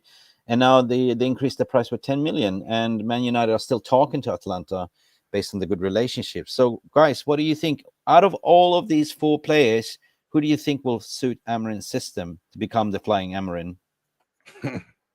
Interesting. I'll go for Edison because you could use Ramos as the Brazilian Cunha. You know what I mean? He'll go back to Inter and use him. That's an option. And bit of freshness in midfield. We've not had anything, no midfielders for the last 2 years. And then maybe you need a new face. Because we all thought Mason Mount was the big bollocks, wasn't he? But he was just a goal between. Awful Mason Mount. Awful signing that one. I mean, Wharton's the one I like, but again, you said it. He's not going to cost anywhere in the region. I don't think we can afford this summer. But he would be the one I'd get because I do like him. He's young and he's got a good future, and he's also, you know, Premier League proven to a degree. Whereas that's the thing, you know, like Manu Ugarte seemed like a really great signing on paper when we got him in there and everything. But then I've not been blown away by him so far. You know, I think there's still a lot more to come from him, but I've not been blown away by him. It's like there's always a little bit of an uncertainty when you bring in somebody in you know, in the engine room in the midfield in the Premier League there. I like Ugarte. He's all right. For me, he was one of the bright sparks of. He's got some bollocks about him, hasn't he? At least he's a battler. You know, that's it. That in terms of his performances, I think they'll be much better. Tate as well. Tate and Mazarara. They're like the only 3 good signings we did last year. Yeah, and they're a part of the team going forward. Yeah, I agree. I'm gonna come to you, Jarvis, regarding the reason why we are linked to these players. But I just want to disclose, because I closed the poll on what goalkeeper would you like to replace Onana, and there was 4 options: Milinkovic-Savic, Costa, Kanasecchi, and the real Onana, which was my choice then. But guess who was the winner, guys? Costa? No. Carnesecchi. That's only 4 options. So, the Savic. Alpha. Savic. The oh, it's the tall 28 fella. Yeah. inches later, Yeah, the Alpha. Milinkovic Yeah. Savic, 43%. Big up to all of Lurch. you guys. Yeah, and I started a new poll regarding the midfielder as well. So pick your choices, guys. Listen, Jarvis, I'm going to come to you. There's a method to the madness why we are recruiting these players for the Amorim system. We know why, because I've been talking about it a lot. Because at the end of the day, we are trying to play with 6 attackers, with everyone included, and it's equally important that if you win the ball back, you win the ball back and put it back into play. Keep the pressure, high press. Wharton, according to my opinion, is technical. He doesn't have the physical attributes. But the others, if you look at Richard Rios, technical. You look at the likes of Edison, very combative, very aggressive, Brazilian. And it's that Cunha connection, Brazilian, Bruno behind him, you know what I mean, or in front of him. I think at the end of the day, this is what Amorim is looking at. Because if you lose the ball, and you don't have anyone to cover the space, Bruno will not he's not the quickest, but you need somebody like, that could sort of run back, win the ball back, like a Fred on steroids, and put the ball back into the channel again. Yeah. I think the Bruno Ugarte midfield duo could work quite well. That's the thing. Bruno's obviously going to be, he's probably more than likely going to be dropping back into that role, isn't he? Yeah. The problem if is we're getting Mbeumo and Cunha, so. The problem is that Ugarte is not a ball carrier. He's a more of a deep liner, right? Yeah, that's it. Yeah. But if you look at Edison, he can carry the ball. He can go forward as well. You look at the likes of Richard Rios, the same profile, right? Yeah. And Wharton doesn't have the physical attributes. Where we're lacking at the moment is that with Ugarte, you don't get that, going forward as well. Like, he's great. He's been the shitster, but it's not really progressing the ball forward. Jarvis, what do you reckon? Yeah, out of these guys, Rios, Hackney, Ederson, and Wharton, I think Wharton is too expensive. Ederson would be perfect. I think he's a combative, as you said, box-to-box midfielder, number 8. Rios and Hackney, I don't know enough about them to say if they will fit into the system, but how I perceive them is they're more like a ball-playing midfielders, want to be involved. Maybe this Richard Rios, I read something about him and I saw some heat maps. He kind of similar to Ander Herrera type, so maybe he would fit. But in my opinion, I think the problem started when we re-signed Bruno in a way this a month ago, because now we are forced to play Bruno in the pivot for the rest of the season, and playing Bruno in the number 8. We need a solid number 6, and Casemiro don't have legs. Ugarte he's not good enough on the ball. His medium to long range passing isn't good enough, so he will be a hindrance for us playing out from the back. So what we need is actually a single pivot. Big single pivot midfielder. I like the link with Paulinho or Ndidi. Someone of them could come and do a role. I think because we missed out on the obvious choice that was Sander Birch last season, and when we didn't sign him, I think we are in trouble. So for me, I think we need to look at a solid number 6 to play. Not I do like the Paulinho link. Paulinho, when he was in the Prem, he was just a destroyer, wasn't he? That's what you want. Get somebody who can win the ball back, give it to Bruno, get us going. That's it really. And like you say, Casemiro, even Ugarte, they're not the most mobile are doing that. So I think you're spot on. And Didi's dirt cheap. He's maybe not the most inspirational signing, but a bit of Premier League experience, squad depth there is good. And Paulinho, I think, would be, if he could reach the performances he was having previously in the Prem, then he would be a brilliant pickup. Yeah. Well, that was my point when I constructed this mind map, because my point was that with Bruno in mind, you need a single pivot player that has an engine that can run, an athlete pretty much, that could sort of cover the wide areas and spaces, which you don't get with Ugarte, you know what I mean? At the pace. And that's the reason why when I'm looking at Richard Rios there and Edison, and the Edison links are quite advanced as well, like Atalanta are talking. Can Manchester United complete the deal for £40 million? Yeah, we can do that in installments. That's a good question, but I just want to go back a little bit, because when it comes to Amorim, he changed up his system, because the first two teams he had in Sporting, he played with Palhinha as the number 6, and Mateus Nunes, the guy who plays for Manchester City now, as the box-to-box guy, because he had one midfielder that goes side to side and one go up and down all the time. And then he played with Ugarte. But after that, he changed to another number 6, and that was Morten Hjulmand, the Danish guy, and he's more of a ball player. So I don't know if this is what Amorim is going for now with this Man United team. Maybe he will not play with a like destroyer number 6 type of player, but he's aiming for a more of a ball player. But so that's the biggest question, and the signings this summer will prove the way forward when it comes to Amorim. But maybe he will go for a more of a ball playing guy. So more creativity. I wouldn't be surprised if he signed Rios, Hackney, or Ederson, or even Wharton. Can I just say I don't actually think we're going to get any of those players? You know why? because we've got priorities, I think, which are maybe slightly ahead of the central midfield, as in I think we do need a striker and maybe even a goalkeeper ahead of that. And then, like we were saying at the start of the show, it's not the likeliest we can sell 5, 6, 7 players this summer to generate the cash and free up the wages and all of that business. So I've just got a feeling we'll get like 4 signings or 5 signings this summer, and we will get a striker, we will get a goalkeeper. But I can't imagine. I don't think we're going to get all the pieces to the puzzle that we want right now. I think it's going to take a couple of windows. You're missing a point. Eriksen has departed, so you need to fill his boots. True, but I mean, we've had 2 centre backs leave as well, and I don't see us necessarily sign another centre back either because of the other priority positions. So like we had obviously Johnny Evans and who else left? Lindelof. Lindelof. We should by all right sign a centre back, especially if we've got Gergu, haven't we? We've got him. We've got Aiden Heaven. Heaven, yeah. Yoro's brilliant, yeah. Yeah, they're a bit injury prone though. Some of these players, Martinez, even Delict was out injured for a bit this season. Yoro came in. We've got Chico up front as well. I mean, this is going to be a big season. Yeah, you do not want to be loaning him out, because if you loan him out and he starts flourishing, how's that going to look on us if we're struggling to score? Yeah. And also, what's going to happen with players like Mason Mount? Like, he has to be sold if we're signing another central midfielder, because he's one of those players that, let's face it, he's behind Mbeumo, Cunha, Bruno, Xerxes, others at number 10. So he's not playing there. He can come on and play sometimes, I suppose, in the midfield too, because he's a bit industrious. He gets about, doesn't he? But, like, surely he's going to have to go if we're going to sign another central midfielder, because we just got too many cooks. Or too many cocks in this incident.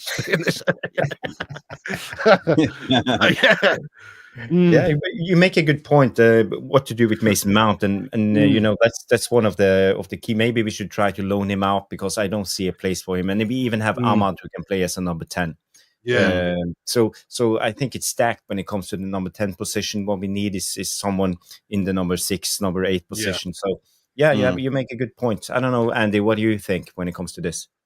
Well, I think we just got to do what we got to do. We've got to be wise, make the right signings, and just do it for and back this manager, because it is scary what we want to do. We're going forward. We are in unknown territory, Jarvis, and I don't know where we go with players. And I will believe when I see it, when I see the players sign, holding up the shirt and looking good in the United shirt.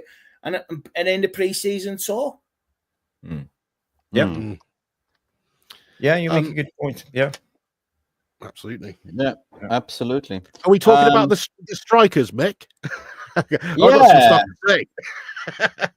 and that is the cherry on the top, because we covered everything. So the striker trio is the dream team, and what's in Amorim's mind. We know that.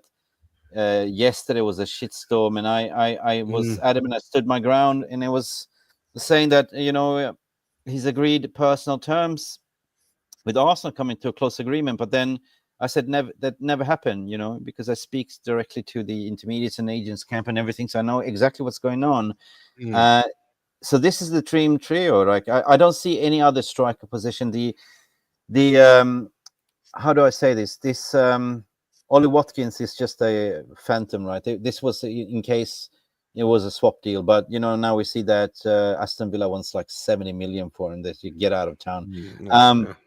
It all depends on what happens with Højlund, if he goes to Inter Milan or not. If Højlund goes to Inter Milan, then you will get Ole Watkins in for a secondary striker. But I think that Ruben Amorim is quite set on. It's always been the case that Victor Gyökeres there, right? Is this a phantom? This is a phantom thing with Ollie Watkins, isn't it? Yeah, it's like a smoke screen. Drop an hand grenade there, and everyone's looking at it, but you're still focused on your main target. The thing is that Arsenal is now advancing very fast with Benjamin Sesko. That's been one of the Arsenal targets for over a year. Benjamin Sesko already agreed personal terms in January. But what happened after January to now is that they got a new sporting director called Andrea Berta. And the way Andrea Berta operates is very sly. You know, Ben Jacobs kind of said that, like, you know, it's like you going to a party, you wear 3 different suits and you don't know which suit you're going to put on, right? In front of you see Margot Robbie, you see Pamela Anderson, and you see Julia Roberts, like, and you don't know which one you're going to dance with, right? Or hopping in bed with. You're a bit old now, mate. You need some modern ones. I'm just giving you an example. You know what I mean? But that's it. That's him applying pressure for RB Leipzig to lower down the price. And it's been widely reported that they're willing to pay 70 million euro for Benjamin Sesko. It's a prime target. So they currently they are down at 65 million. They are advancing. Personal terms seems to be 150, 125k. And it's a cheaper deal for Arsenal to do. It doesn't really make sense. Why would you go for a Gyökeres when it doesn't really fit Arteta? Arteta doesn't like to play with striker. He's allergic to striker. It's like he used to have an ex-girlfriend, an ex-wife that cheated on him with a striker. You know what I mean? He was a midfielder. Yeah? And Arsenal, and a question is, like, in Man United fans, since when did Arsenal ever beat United in a transfer window? Like, you know, come on, Arsenal will always be the bride and Manchester United, bridesmaid, and United will be the groom. Analogically speaking. So another thing is that the president, Verandas, is trying to be a prat. He expected a bidding war. He never got a bidding war. Everyone was pulling out. There was a release clause set with Hugo Viana and the Victor Gyökeres and his agents to say that as of 3 days ago, which is active now, the release clause is 60 million plus 10 add-ons, and it's written down in paper. And plus what? You know, you can be as cocky as hell as a president, but the agent and the illegal representative inserted a 10% penalty clause. If any bid comes in for over 60 million, they have to pay the agents 10%, which is roughly about 6.5 million. So who's laughing now? You know what I mean? Yeah, I mean, ultimately, if Amorim wants him, if that's who Amorim wants, then I'm happy to go and get him, because we need to give Amorim what he wants to do the job. But he wouldn't be my first choice anymore because of these Arsenal links, but also because of, I think we should take the mentality of trying to sign Premier League proven players right now, like we have been with Mbeumo and Cunha. I like that because they're almost guaranteeing you goals and performances in the league, you know. Okay, I'm going to play the devil's advocate. Did you ever hear Gyökeres say that he prefers Arsenal? No, you're absolutely right. Yeah, you're absolutely right. I mean, it's just media spin, isn't it? You're absolutely right. And he's never rejected Manchester United. It's just reported that he would prefer Arsenal because of the Champions League. And who's creating that?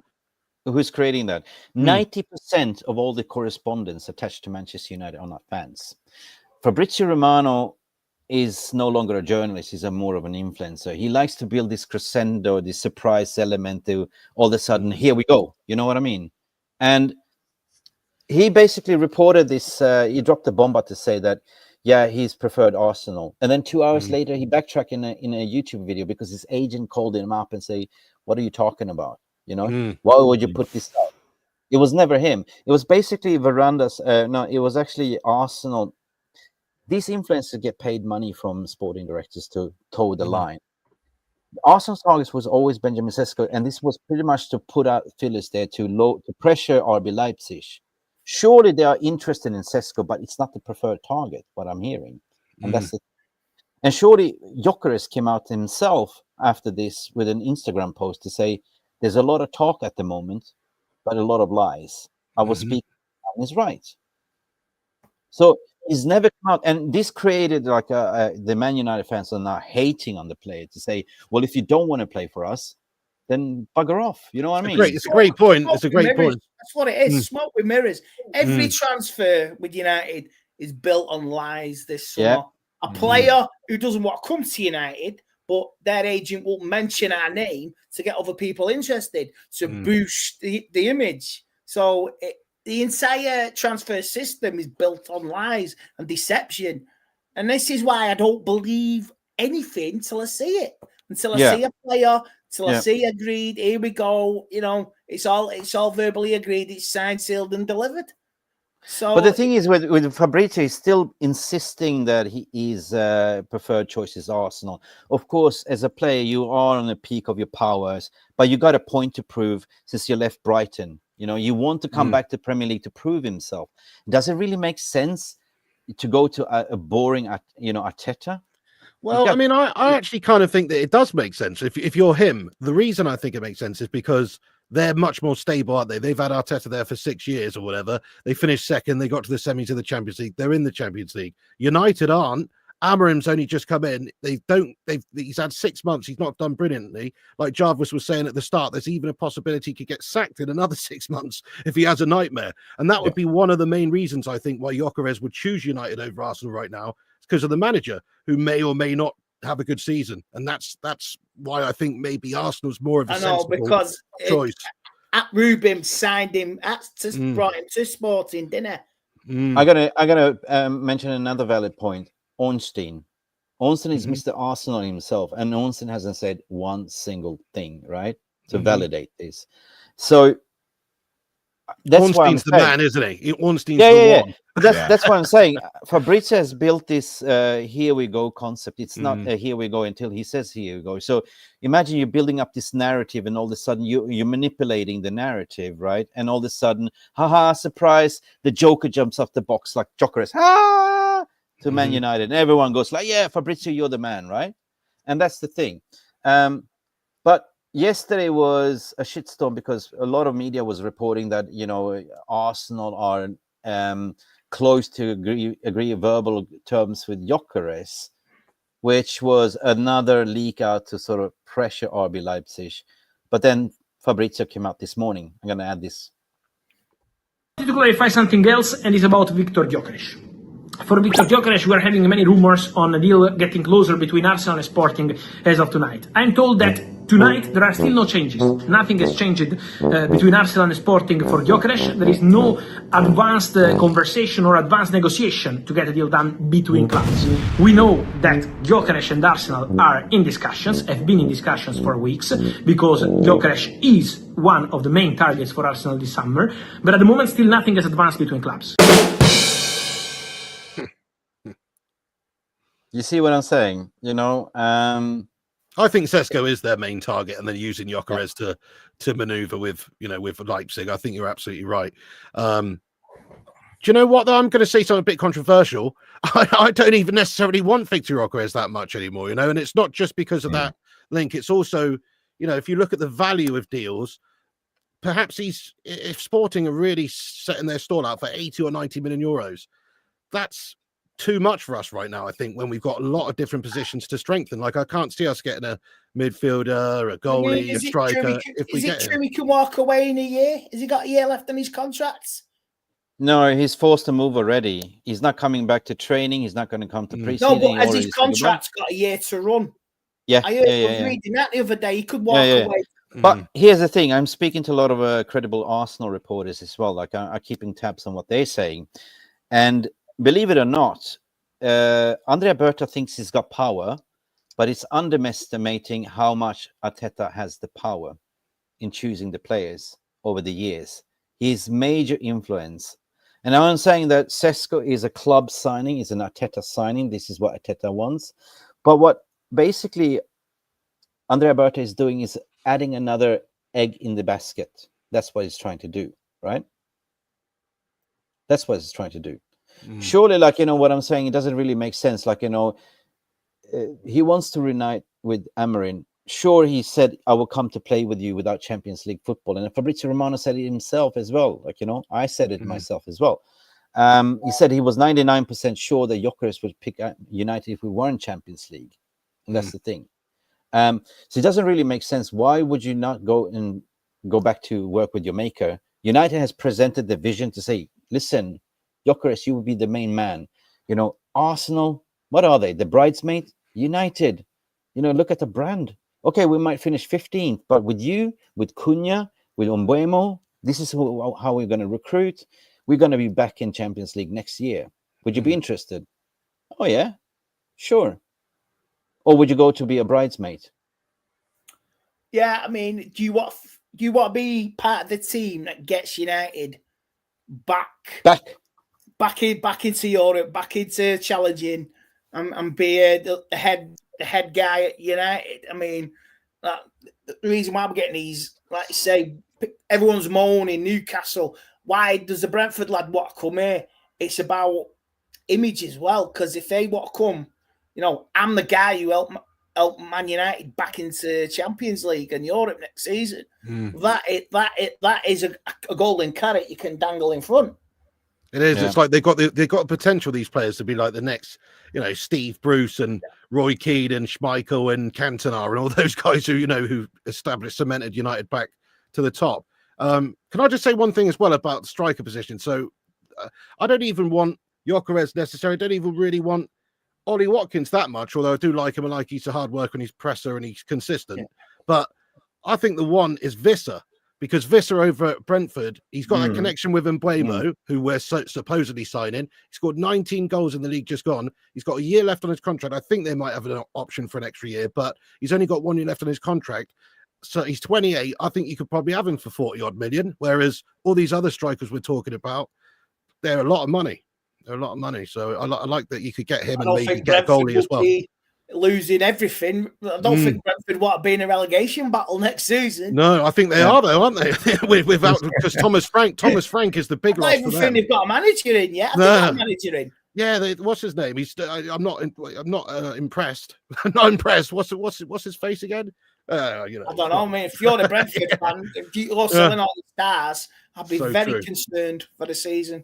But it is like a transitional period, isn't it? Where potentially with the manager leaving, you could see a few players go. So I'm just thinking if the player wanted to push a move, like if United came knocking, it's too hard to turn down, isn't it? Going from Brentford to United for a lot more money. So he might be able to push a move if we had that interest, which at the moment it doesn't seem we do. But we had the money. We had the money as well. I just want to sort of bring to the poll attention. We have a tie between Wharton and Edison. We need a few more votes because they're on tie, 37% each. Can you guys quickly turn around? And I'm going to sort of spin to the next story. Because I was on Asian tour, and I met with a lot of backroom staff, senior officials as well, and I asked a few questions. And clearly, United this season have planned ahead. Clearly, Ineos, they know they're in the mud. Finishing 15 was an embarrassment. So basically, all the cost cutting and saying no to Edison in January was all to invest for Ruben Amorim this summer. But they do have a plan, right? Of course, they want to get a striker. They know the situation of Gyökeres, and Gyökeres, they're not panicking because that's what I've been told is that they could wait till the end of this month, beginning of June, as long as he's in for Arsenal, because it's a plug and play, right? He knows the system already. He knows what Amorim wants. All he has to do is sort of integrate and understand the culture, the teammates, the runs, and all that stuff. So I'm not worried about them. They are chilled about that. At the same time, I'm going to put this to the stage peeps as well. I'm just going to read this out for you. And this is what I've been told. If the contingency plan at Manchester United, if United fail to land the top striker target, the club have scouted well for versatile options. Cunha and Mbeumo can operate as both as number 9. It's crucial for Manchester United that we're already stuck with number 10 roles. Wilcox and Vivell currently working overtime to secure the number 9 and Amorim before the transfer window shuts. So they've been promising a striker, but the plan B is we don't get a striker. Mbeumo or Cunha can fill the role as a number 9. I want your thoughts and feelings, guys. What do you think? We're back to square pegs and round holes again. Exactly. I think we need that. You've got to deliver. And if you're then opening up the case, blowing off the dust and fucking operating plan fucking D like that, you know what I mean? Plan D, blow the book of the dust. This is our contingency plan. It is very dangerous to do. It's dangerous. Centre forward, basically. It looks bad on the manager, innit? Like we can't get you A, B, or C, but here is Yeah, but blinding. maybe you play Mbeumo as number 9 and still play, Adam, not Adam, Diallo as a number 10. Yeah, Play or Andre Bruno. or and Mbeumo. put Diallo in Because goal. if Because you look at the profile of Mbeumo, he's fast. He's kind of like he's faster than Gyökeres. He can run the channels. He's lethal in front of the goal. So it makes sense if we don't land a striker that Mbeumo can play the number 9. Jarvis, what do you think? You've been studying his heat map.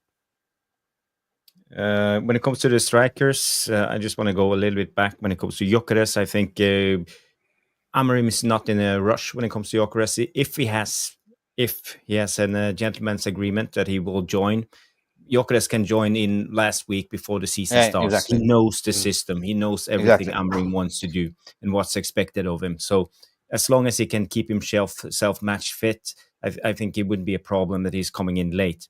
But when it comes to playing Mbeumo and Cunha as the number 9, I don't like it. I don't like it. I think it's a half-ass solution, and I think we are going back to the square pegs and round holes again. And we've been doing this for so many years at Man United.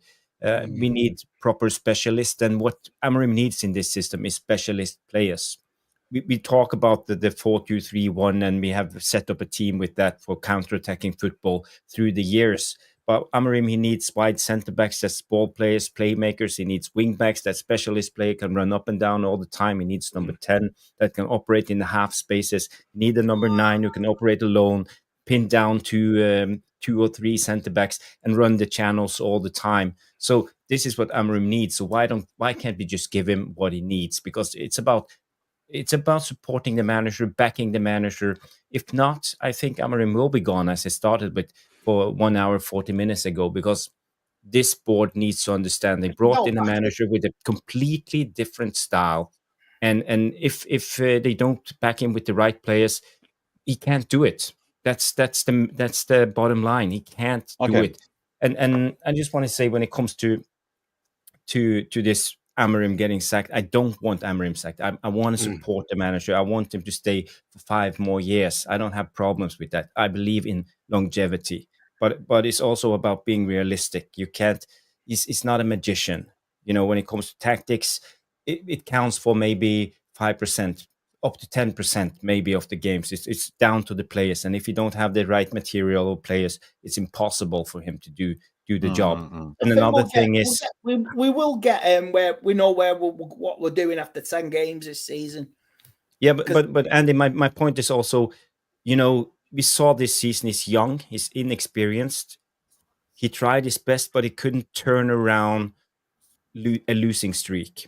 And if you don't have the experience, you don't know what triggers to push, how to set up the team, what to do when you struggle, you can't change it around. A lot of good managers are good in this. Tony Pulis and Big Sam Allardyce, they can come in and save a relegation team, but Amorim couldn't do that.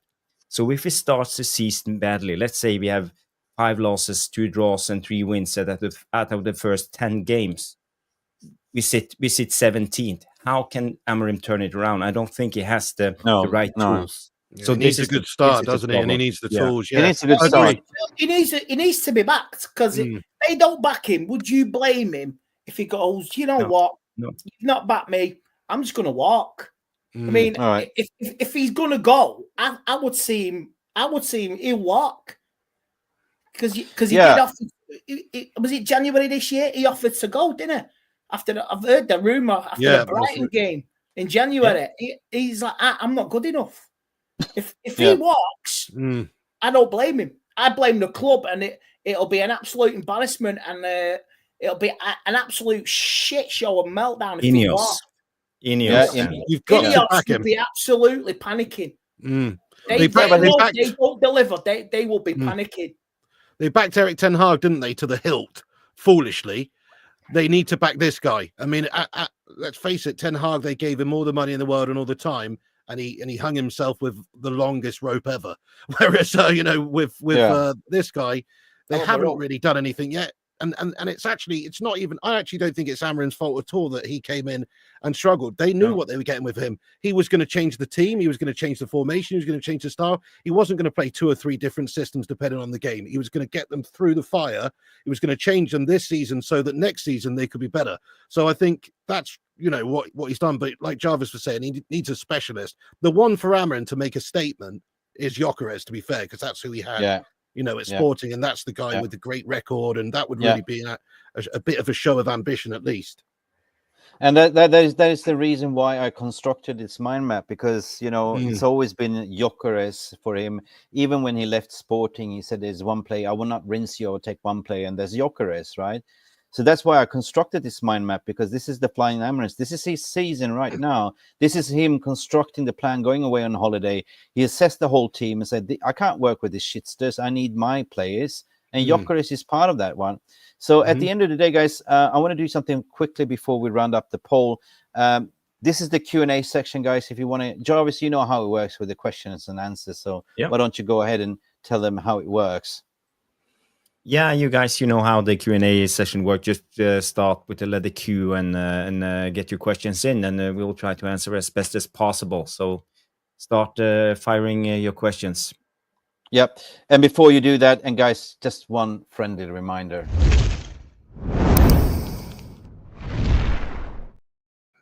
Smash the like.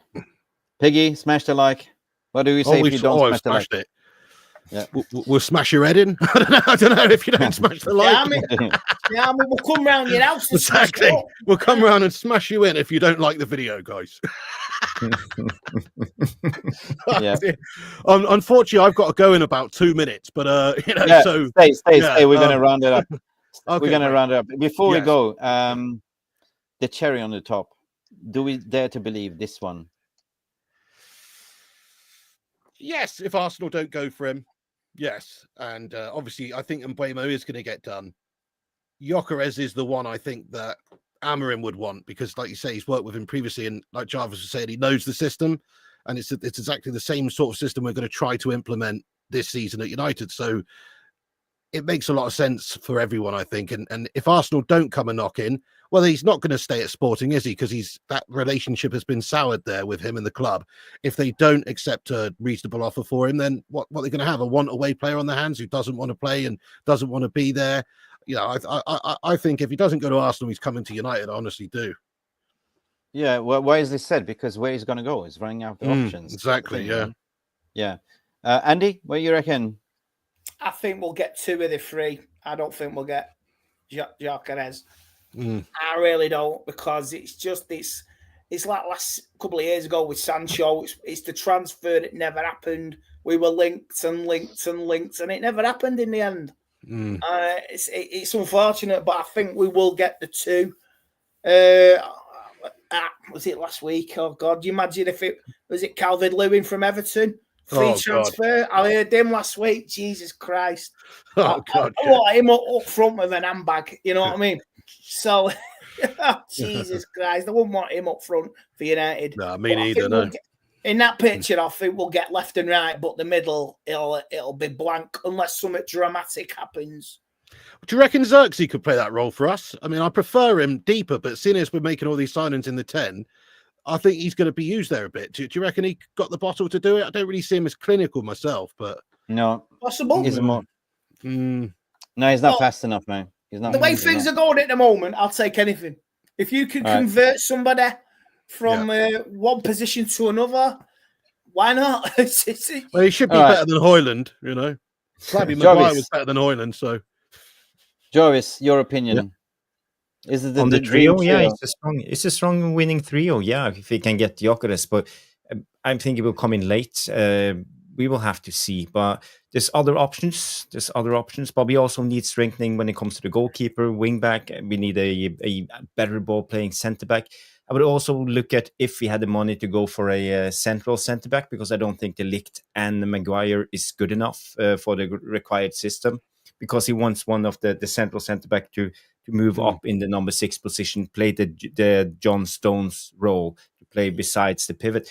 So there's so many pieces left of this jigsaw for us to compete next season. And I don't want to get giddy. People get giddy and say we are competing for top 4, top 5 next season with this trio. I don't see it happening. I think we need to be sober when it comes to this. If we can come in, qualify for Europa League, Conference League, I think that will be a win. At the current stage. A lot of positions need strengthening, isn't it? Like, goals are great, but what if you got Andre Onana in goal? What if you still got Dallo, who's defensively not the best at a wing back? The cups as well. If you get a decent cup draw as well, you can always maybe not the FA Cup this year. There's always that League Cup. United, like you say, focus on the League Cup as well. That is a way to Europe as well. The draw's right. It's okay for you. Can I just say one thing as well? I don't know if you've seen this. 3 minutes ago, Fabi Romano just posted out saying Denzel Dumfries has a €25 million release clause in his contract at Inter, valid until mid-July. That's if we wanted to add a cheeky sign-in extra to the squad, somebody to play this system to bomb forward and create goals and chances, and who's also quite good in the air and defensively and all that stuff. That's the one, isn't it? Barcelona apparently interested, but 25 million release clause. Snip. That's mental. That's mental. That's got United all over. They will go for players with release clause. Yeah. Watch the space then. All right. Pig, I'm aware that you are running for time, but if I can borrow you 1 more minute. Sure. This is the most interesting part. Guys, everything that we discussed, everything that we constructed, we spoke about, I thought about this gently, like the mind map of Ruben Amorim. We are the flying Amorims, and now we're coming to the interesting part, how it's going to look like on the pitch. Guys, on a hardometer, let's do it.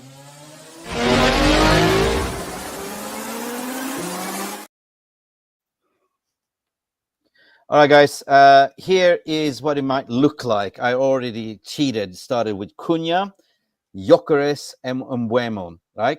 What the poll was voting, they wanted Milinkovic-Savic in goal. So Onana flapping away. We have 2 meters long, whatever, the giant Serbian like this. We have Lenny Euro, which I prefer on left-hand side.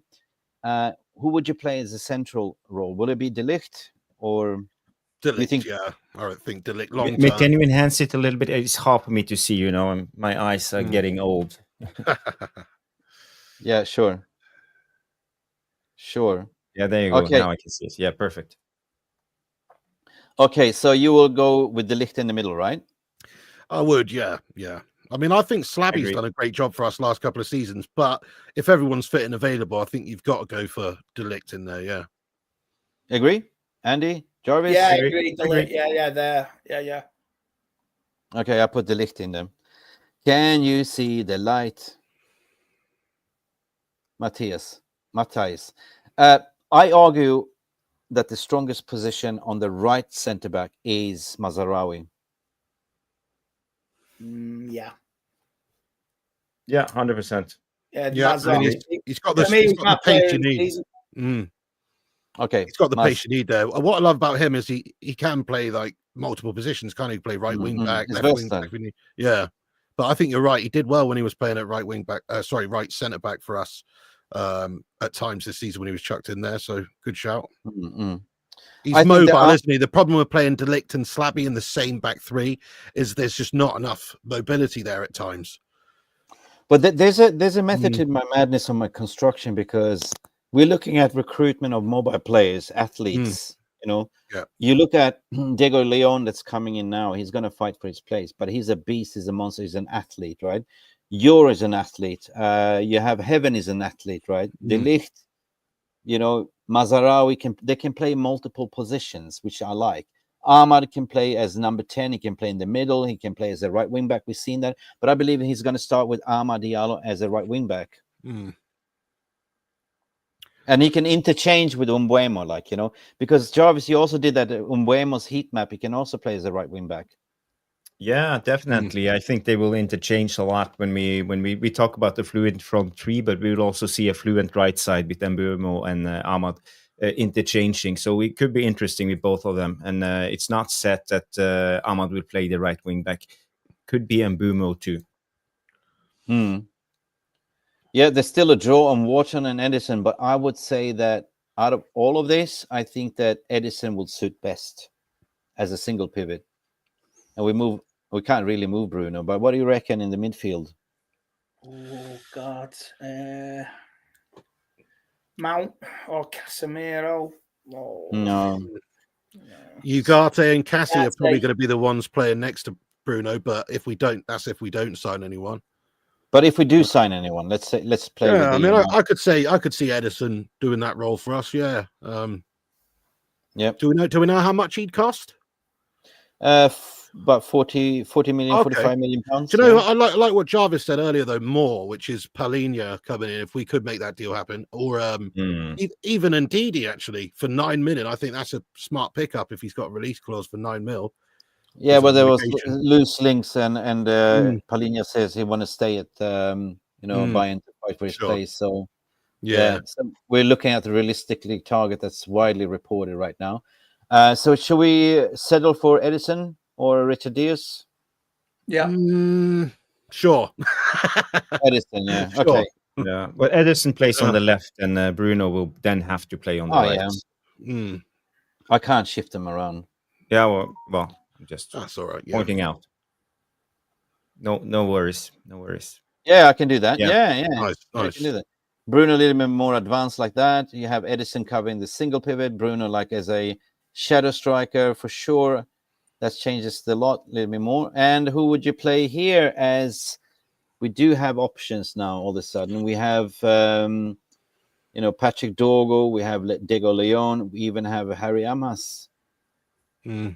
I guess you've got to give the chance to Dorgu. He did look good at times last season. I think there's a lot more to come from him, but you've got to give him a chance, don't you? Really. Hopefully, let's hope Diego Leon looks mint in pre-season and he fights his way in there. But Dorgu, Dorgu's better than I think. You've got a lot. I've heard this. I was seeing this today about Diego Leon getting a lot of criticism. He was getting a lot of criticism since he from his current club. He's not committed enough and not playing well enough, and since he announced the transfer. You can't blame him because he signed a contract. He doesn't want to break a leg. He wants his dream move. You can't blame him. It's a part of it. You don't want the kid's confidence to be shot, do you? But Diego Leon is an athlete, absolutely monster. So ideally signing, if you can go trigger the 25 million release clause for Dumfries, I would put him there 100%.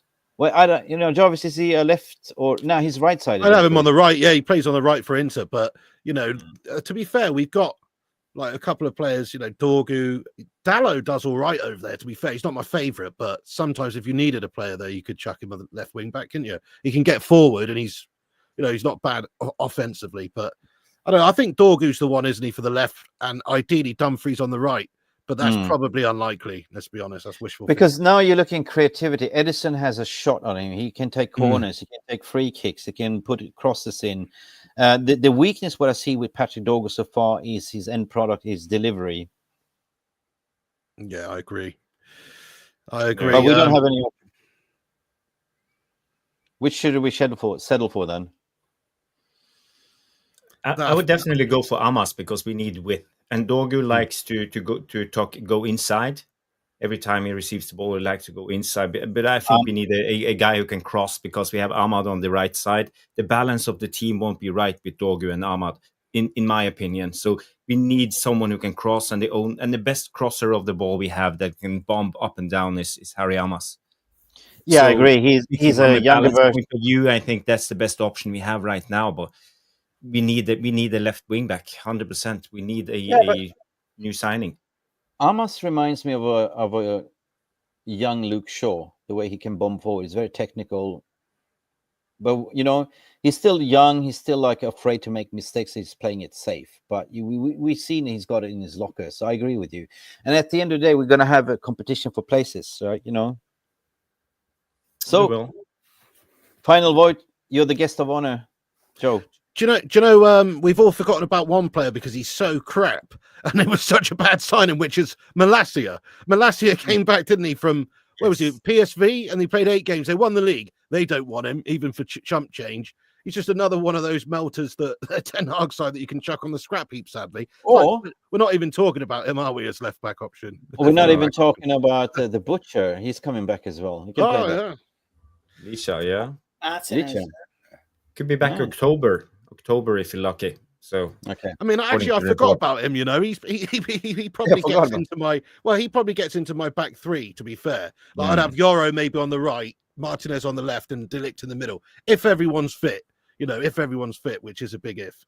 But the problem is with Martinez is that his weakness is he can't cover the wide spaces enough, right? He's not a like, you know, if you look at Euro, you look at Heaven, they have that radar that can cover the wide spaces. You know what I mean? So Yeah, he's not the best in the air either, just because of his height. I mean, he's good in the air for his height, but just because of his height, that's a bit of an issue. But he is a great ball playing centre back. He's also, you know, he's also tenacious, isn't he? He's got a bit of bollocks about him, which is big. Which is big. That's a big thing. yeah. All right, guys. So we need to settle for which one. I mean, I give it. You know, which one would you take? Dorgu left wing back for me Dorgu. at the moment, I guess. But I hope Diego Leon shows that he's better and he takes the role. Or like Jarvis said, there's a couple of youngsters there with some great opportunities because there isn't like a Patrice Evner or a Dennis Irwin in front of them. There's a Dorgu in front of them who's you could knock him out of the team if you play well. You need competition for places, and that's what you need. Even Collier operated as a left back for Ten Hag. Maybe even he can do a job running up and down. I like Collier, I really like Collier. He's a good option, yeah. Okay, so we go back to actually put in Dorgu, right? Okay, Dorgu, right? We agree on Dorgu. Problem area for us, isn't it? We are settling for that really, rather than having somebody perfect. It's like, we're going into the season with somebody at left wing back who's potentially not great. That's all I would say. He's also got the potential to be great. Diego Leon and Dorgu still have that potential, but they're not like I'm a little bit concerned about that position, I'll be honest. Okay, so ladies and gentlemen, you have voted. So this is the final Flying Amorims lineup. Let me add this to the stage, guys. We have Milinkovic-Savic in goal. By your vote, we have Lenny Euro, De Ligt, Mazarawi as the back three. We have Edison playing as the single pivot. We have Bruno Fernandes playing a little bit more advanced. We have Dogo, Ahmad, Gyökeres on top with Cunha and Mbeumo, guys. That's about it. This is the Flying Amorims. You pick the lineup. Just want to sort of give us a friendly reminder. We've gone way over time. We're stolen all your time. Mrs. Pig must be very upset right now. That's all right. I mean, it was just because I was going to jump on and do a late night show on my channel, but I don't think there's much news. I'm looking. Oh, what's this? Fabi Romano 6 minutes ago.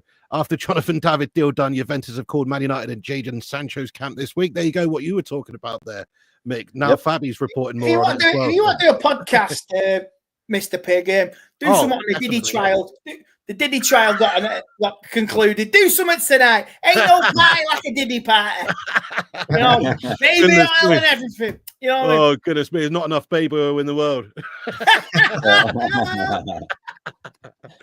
Anyway, it's been brilliant to have you all, like, you know, the Flying Amorims. This was a pilot. Hopefully we can get together again soon. Great show, yeah, great fun. I was just going to say, obviously I know your channel, Mick, MUFC Really. Subscribe, everyone. Everyone's watching right now. And Jarvis's channel. Andy, have you got a channel on YouTube, mate? Unfortunately, no. You should do, mate. You'd get 100k subscribers in no time, I'm telling you. Yeah, mate. The amount of demonetization and bans I would get. Oh, fair one, yeah. If you see me at the match, you would see me at home in the same attitude.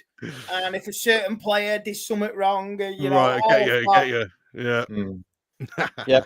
Jarvis, how we all for questions? I could pay for my season ticket behind me. I have a swear jar for the season. Just every swear, every game. But I mean, the people want that. Trust me, the people would love if you had your own YouTube channel. Don't you think, guys? Like if Andy had his own football channel, it would be a popular channel. I'm telling you that now. Yeah. It would be something like this. Hang on a second.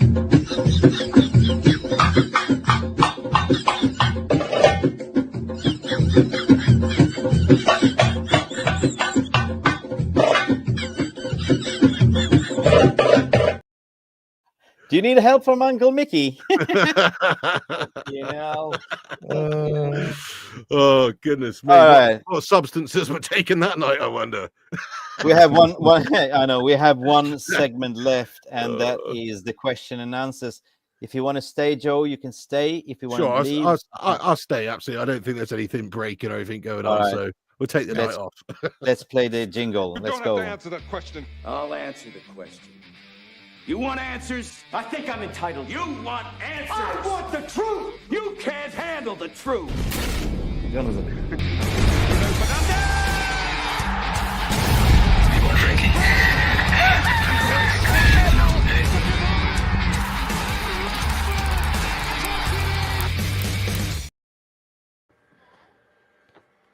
That's it, people. Before Jarvis take over the controls, I just want to give you a friendly little reminder. There's 1,000 watching on my platform and YouTube only. I don't know how many are watching on Jarvis's, but if you can do us a massive favor, we have 64 likes only on my platform. But however, there is a caveat for 100 likes. If you remember this gentleman called Royden Frost, he has committed himself to every 100 like, he will take a shot of Carolina Reaper hot sauce live. So that means if you get 200 likes, Royden will take 2 teaspoons. If it's 300 likes, 3, and then probably will not see Royden again because he will lying in hospital having an ulcer. Oh, dear. Yeah. So, Yeah. guys, smash a like. Jarvis, take it away. Questions, please. Yeah, we can do some questions. This first question coming in is from Vera Hive coming in and say, question for Andy. What position do you predict we shall finish after this season? Within the top Don't do like 10. Piggy on the bottom, right? You said on the bottom, Piggy. Well, it's not my ideal, but I don't mind it. You'd like to finish on top, yeah, okay. Well, you know, in behind. Coming from behind. That's it. Bend it. I didn't say that. Bend it like Beckham, you know. Now let's have a Diddy party next season. Let's just piss everybody off. You know what I mean? Oh my god. Let's just slide into that top 6, top 5. What's he call it? The freak off, doesn't he? Calls it a freak off. Freak off. Let's have a freak Man off United season. freak off. Yeah, let's have a freak off this year. You know what I mean? Oh god. You know, that'd be some season. Oh, That God. Jesus Christ. I think for me, a top 10 finish, a top 8, anything between, like you say, Europa Conference, even that's Europe is the minimum we have to aim for. So within the top 10, top 8, depending on if the European teams do well, let's be honest, there'll be no top 5 for Champions League this year. No. It'll be the top 4 because when's the last time like 5 teams in the Champions League? I don't think it'll be allowed again. So But Andy, fifth place for me or 6th is ideal. okay, let's play the devil's advocate. What if we land all these targets? Hang on, this one. What if everything comes into fruition and everyone gets the goalkeeper, you get the midfielder, you get the striking force, you get the players out? Does it change your thoughts in where we finish? Well, if we get we're playing Vegas, aren't we? We're playing the fucking Russian roulette here. What happens in Vegas stays in Vegas. So if you get all what we've said, you've got to get Champions League. You really have got to get Champions League. You have to. I mean, for me, my top 3 is already done in my head. It's Liverpool, City, Arsenal. The 4th place will be battled out. 4th place, if you can battle for 4th, Chelsea, could they fall away or will they try? Maybe, you know, what happens with City with the charges? Would that affect everything? Would that affect? Now they're crying poverty because they're knackered. So City might not start well at the start of the season. Oh, cry me a river, man. You know what I mean? So top 3 for me is already done with them 3. With Liverpool, Arsenal, City, but 4th or 5th, yeah. Rebecca.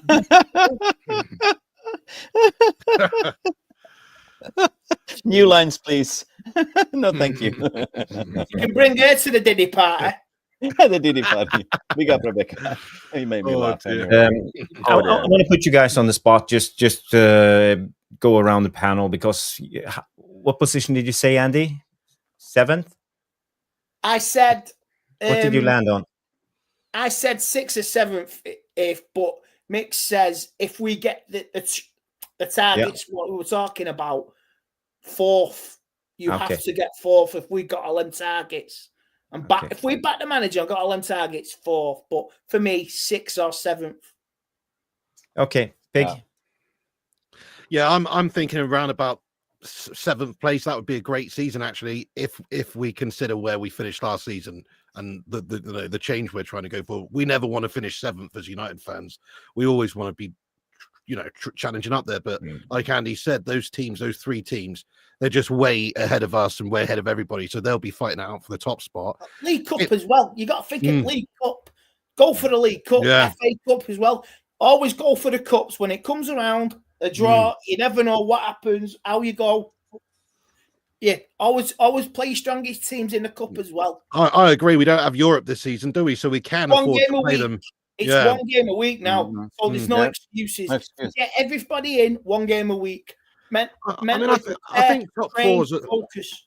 Yeah, I think top 4 is a little bit beyond us, even if we get all of those signings. But you never know. The key, I think, really for Amorim in this season is, our first 5 fixtures are quite tough. If we come out of those 5 fixtures with good points, 7, 9, exactly, and start the season well, that's when the confidence and the pressure's relieved a bit. Exactly. Then they'll start to believe and they can get the momentum. Look at Forest this season. Nobody thought they'd be competing for top 4 right on the last day of the season.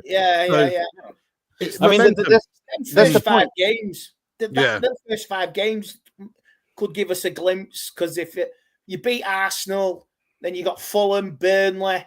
I would already write off the Manchester derby. Yeah, I'm expecting a defeat in that already, but a draw against Chelsea, maybe win. So you take 12 points, 11 to 12 points out of 15. First 5 games of the season. That's positive.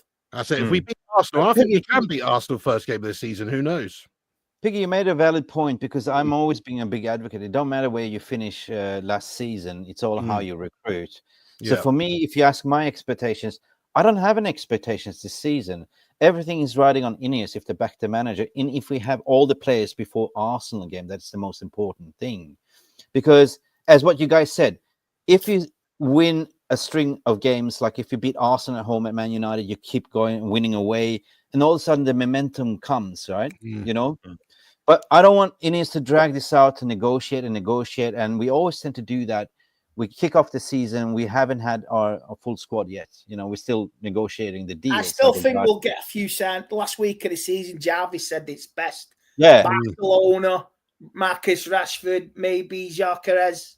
Yeah, Gyökeres comes in at the end. I think last week of the season, you may see 1 or 2 coming in or going out. Yeah, probably those big names, like you say, the big names like Gyökeres and Rashi and those guys. They'll take all summer, won't they? Yeah. Yeah, but that's why I'm relaxed to say, like, if you get Gyökeres in at the end of the window, I'm not really bothered, because he's a plug and play. And you know what? I'm going to bring up this. I'm going to be Tony Montana here. You want to play rough? Well, say hello to my little friend. You filthy cockroach. You want a piece of me? All right. Jarvis, next question, please. I just want to say my take on this. I think we will end on about. I said 55 points the other day on my own channel, but maybe we can go up to 60, and that will land us at 8th. I would say. So hey, look, if Leicester City can do what they did 10 years ago, that's about the momentum, isn't it? If you start the belief comes. At 65 points has to get European football. Yeah. Any description. Because the point is with this show is if we get everything in what Amorim wants in his mind map, he's formalizing his own team. Surely, we're gonna get more energy, more creativity. We're gonna be more of a dynamic force.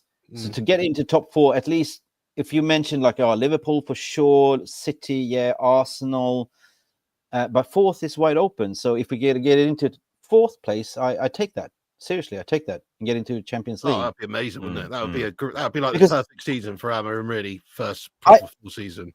I personally see this as blessing in the sky that we're not in Champions League. I see that because I don't want Amorim to be sacked. I want Amorim to be given a chance. And it's a blessing that we are not ready for Champions League anyway. You know what I mean? So I would say that it's a blessing in the sky. We can train. We have 1 game a week, and we have domestic cups as well. So, and you look at every player, every team that plays in the World Cup right now, the club competition, they're going to be knackered, mate. Yeah, 100%. Yeah, True, and we Yeah. should have less injuries as well. Yeah. Yeah.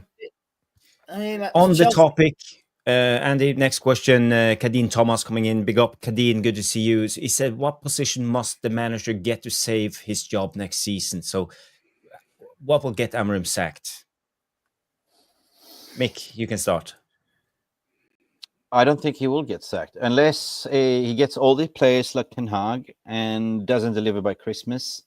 You sitting 10th or 15th, then I think they seriously will assess the situation. But I don't want that, to be honest. Yeah. So you think Because as soon as if we top 10 is good? No, but that proves that, like, you know, we did. If Ineos back him, to deliver everything that was on the wish list, and he still can't perform, then he's not the man for the job come Christmas. That's the reality, isn't it? I mean, No, if we're playing decent football, that buys him time. I mean, like Yeah. if we play, if we say we're in the top 10 November and everyone's still baying for blood, but is another transfer window. If he's still within a chance of Europe come Christmas, you know, within the European places, if he can be in that top 6, 7, because there's always you can always win a few games before Christmas, and in the new year you're going into January, targets identified. You want me to get you that Europe? I will get you. We're playing some football. We've won some games. We've lost some games. We've missed out. We've had a few draws, but you've seen a brand of football. Yeah. And we'll say we're on the right. We've got quarterfinal. We're getting the quarterfinals of the League Cup, possibly semi-finals. You've got to back the lad in January. Say first week in January, first 2 weeks in January, we've got a 2-legged League Cup semi-final. But on the other hand, players.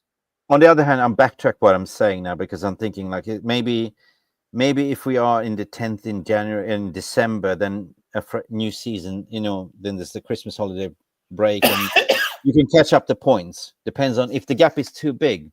But I see a comment from Hasty Arani here saying, "Oh no, I'm getting optimistic now. I don't like this." Be optimistic.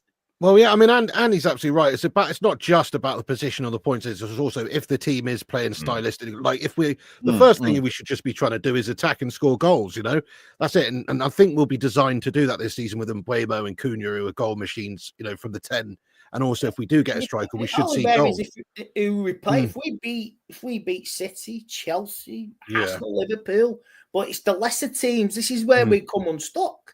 Yeah, that's if we. Like, I could take. Let's say I can take a defeat to City because I know that they'll be fired.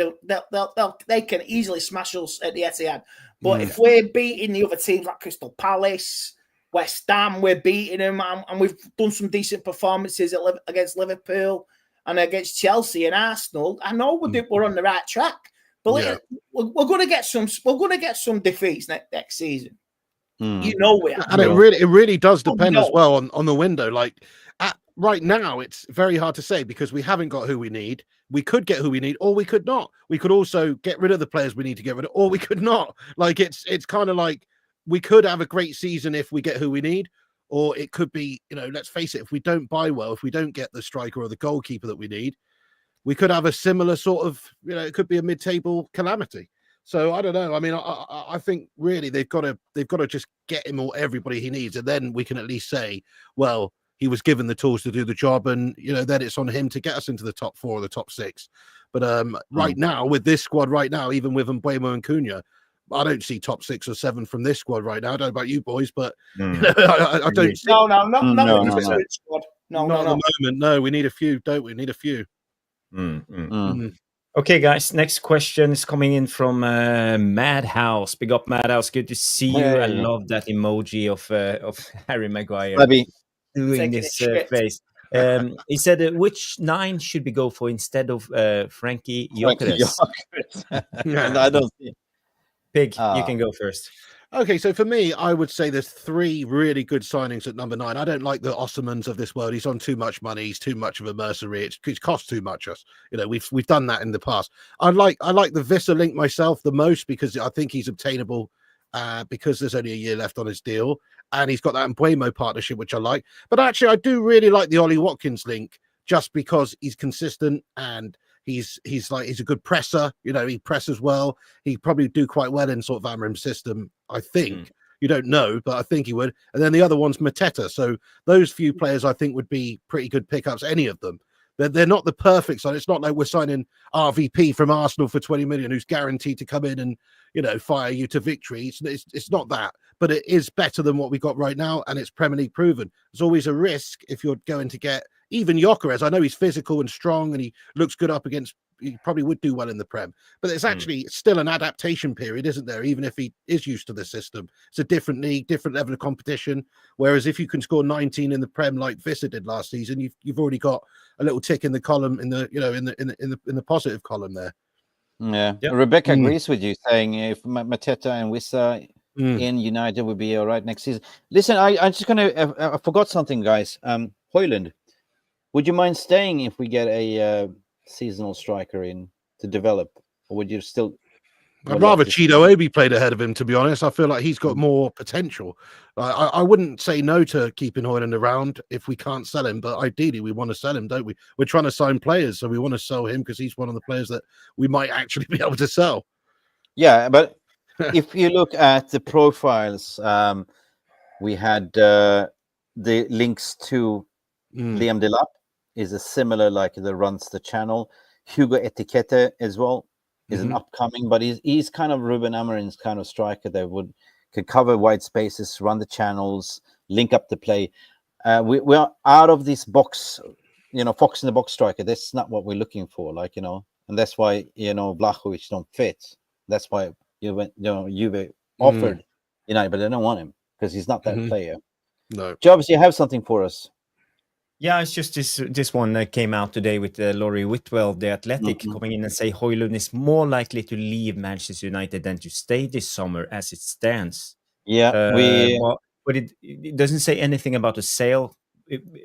Loan option could be something, so we don't know. But it's strongly linked to Inter. That's what we know so far. Yeah. And I can give you the insights regarding that because Alfredo gave a very interesting. They see him as a complete package to fulfill the front line, but their main priority first is to sign Bonnie on the wing, and then they will go for. I mean, they're happy they have Lautaro Martinez, but they want to add another striker, and they're seriously interested either for a permanent or a loan with an option to buy. But what he said is that the ball is with the Højlund and his agent, and he's currently taking his time, doesn't want to make a decision as of yet. He prefers to stay at United, but if he's not wanted, if there's interest for Inter Milan, which is concrete, there is, I see this happening. And if he goes, then we get an Ollie Watkins as a plan B. You know, we'll get more of a season striker and a plan 2 because we're lacking number 9s, and you might see Chido Obi Martin playing as the third development striker. I think you're spot on with that. Yeah, I think we need 2 strikers, really. If Højlund goes, you know, we used to need 4 strikers when we used to play a 4-4-2 with 2 up front because you need 2 backups. Now we still need 2 backups, really. You need somebody who's sort of like the next good young player who's going to learn from the strikers and get the experience. You need somebody who can come in as and when to score goals as the second choice, and then you need the main guy, don't you? And that's where it's going to be difficult for us to get someone who can, you know.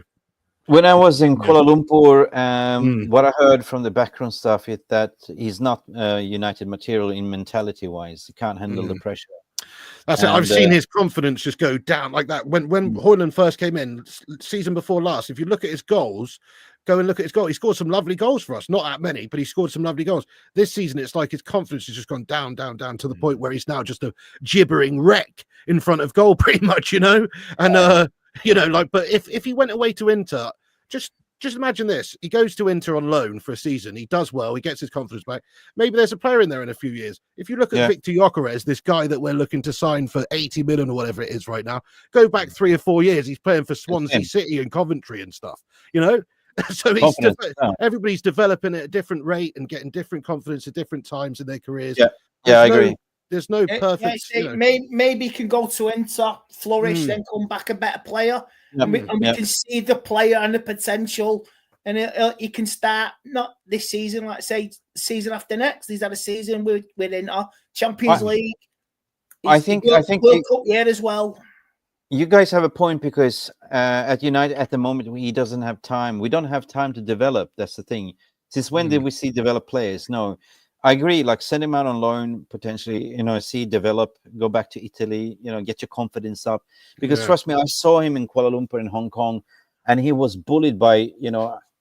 I sent you this beautiful. You were laughing about this message, right? When your live stream, he was like the sushi between two chopsticks, basically. Like, he was bullied by miniature Chinese center backs, and it was laughable, and the moaning and groaning within the crowd. Oh my God!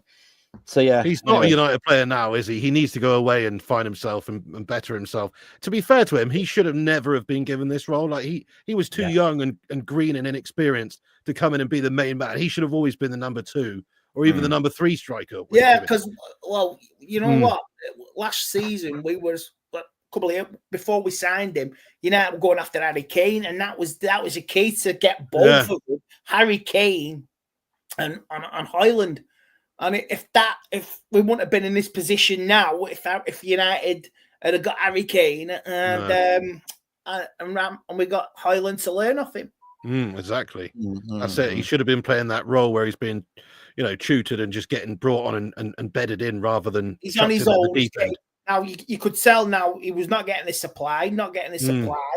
But then you see, you know what? The players are not passing to him.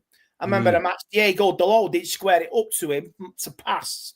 And it was a chance in Europe last season. Dalot didn't pass to him. And everyone kicked off. Why didn't you pass? Why didn't you pass? Did you see Højlund having a go at him? And Dalot's like that. Yeah, whatever, mate, whatever. Yeah, in a return game against Real Sociedad, he returns the favor. He passes to Dalot when he scores. So it's the selfishness of some. You say we've created this, but he's also created it himself. It's a mix of what he is, because he's not pulling his weight. He's too busy holding the ball up. He can't hold it and strength and pass the ball. He loses it, but it's also the frustration of the players not passing to him. I agree. Mick, we have one more question left before. But before you go, on time, 2 hours. I know. We've done a Jarvis Martin Scorsese special, but before you continue, I just want to be the bad cop here. I'm gonna tell you some sad news. There's 1,100 watching, which is very positive on my channel, and only 68 likes. So I got 5 minutes to get this. That's a Rasmus Højlund ratio right there. It's a Rasmus Højlund ratio. Yeah. So you got 5 minutes. 5 minutes. Let's get them up. Let's get some some Ruud van Nistelrooy vibes in there with the likes. Okay, so the final question of the evening is from Mark Langridge. It's a good question. It said, if we sign a new front three and Ederson, would you rather have Bruno or Ugarte in midfield? Bear in mind that he has to be in a solid 2-man pivot. Big up, Mark. Good question. Andy, you want to take a dig on it? Bruno or Ugarte? I'm willing to try anything. You say Bruno is going to be playing out of position next season, what you were saying before, but I will try anything to get that ball, to get football flowing and get some positive performances and to be entertained. I mean, next season we have to be entertained as well. 100%. Pig. I like Bruno playing a bit deeper, I think he's got a bit about him when it comes to the pass, and he is mobile. He does get around. He never stops running. His engine is one of the best in the team. I think he could do that role. I don't think he's the best at it, but he could do it. If he's got somebody who was alongside him who was a bit more mobile defensively, I think he could be really great doing it. The problem is that, we have like Casemiro's, he's a snail these days, isn't he? And he always has been, to be fair. It's never been really about that.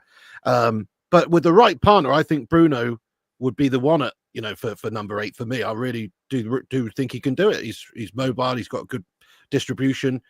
The only thing you could really say about him is maybe the percentage of passes completed is not as good as you'd like. But then again, if you think about the last couple of seasons, he is the guy who's constantly trying to push United forward, trying to play the balls to get us going. Like, he's the one's taking the risk. It would be nice if we had, some other outlets in the team that could create as well. So, I understand Bruno's tried to carry the team on his shoulders for a couple of years, but I think he could do that role for us with a good partner next to him.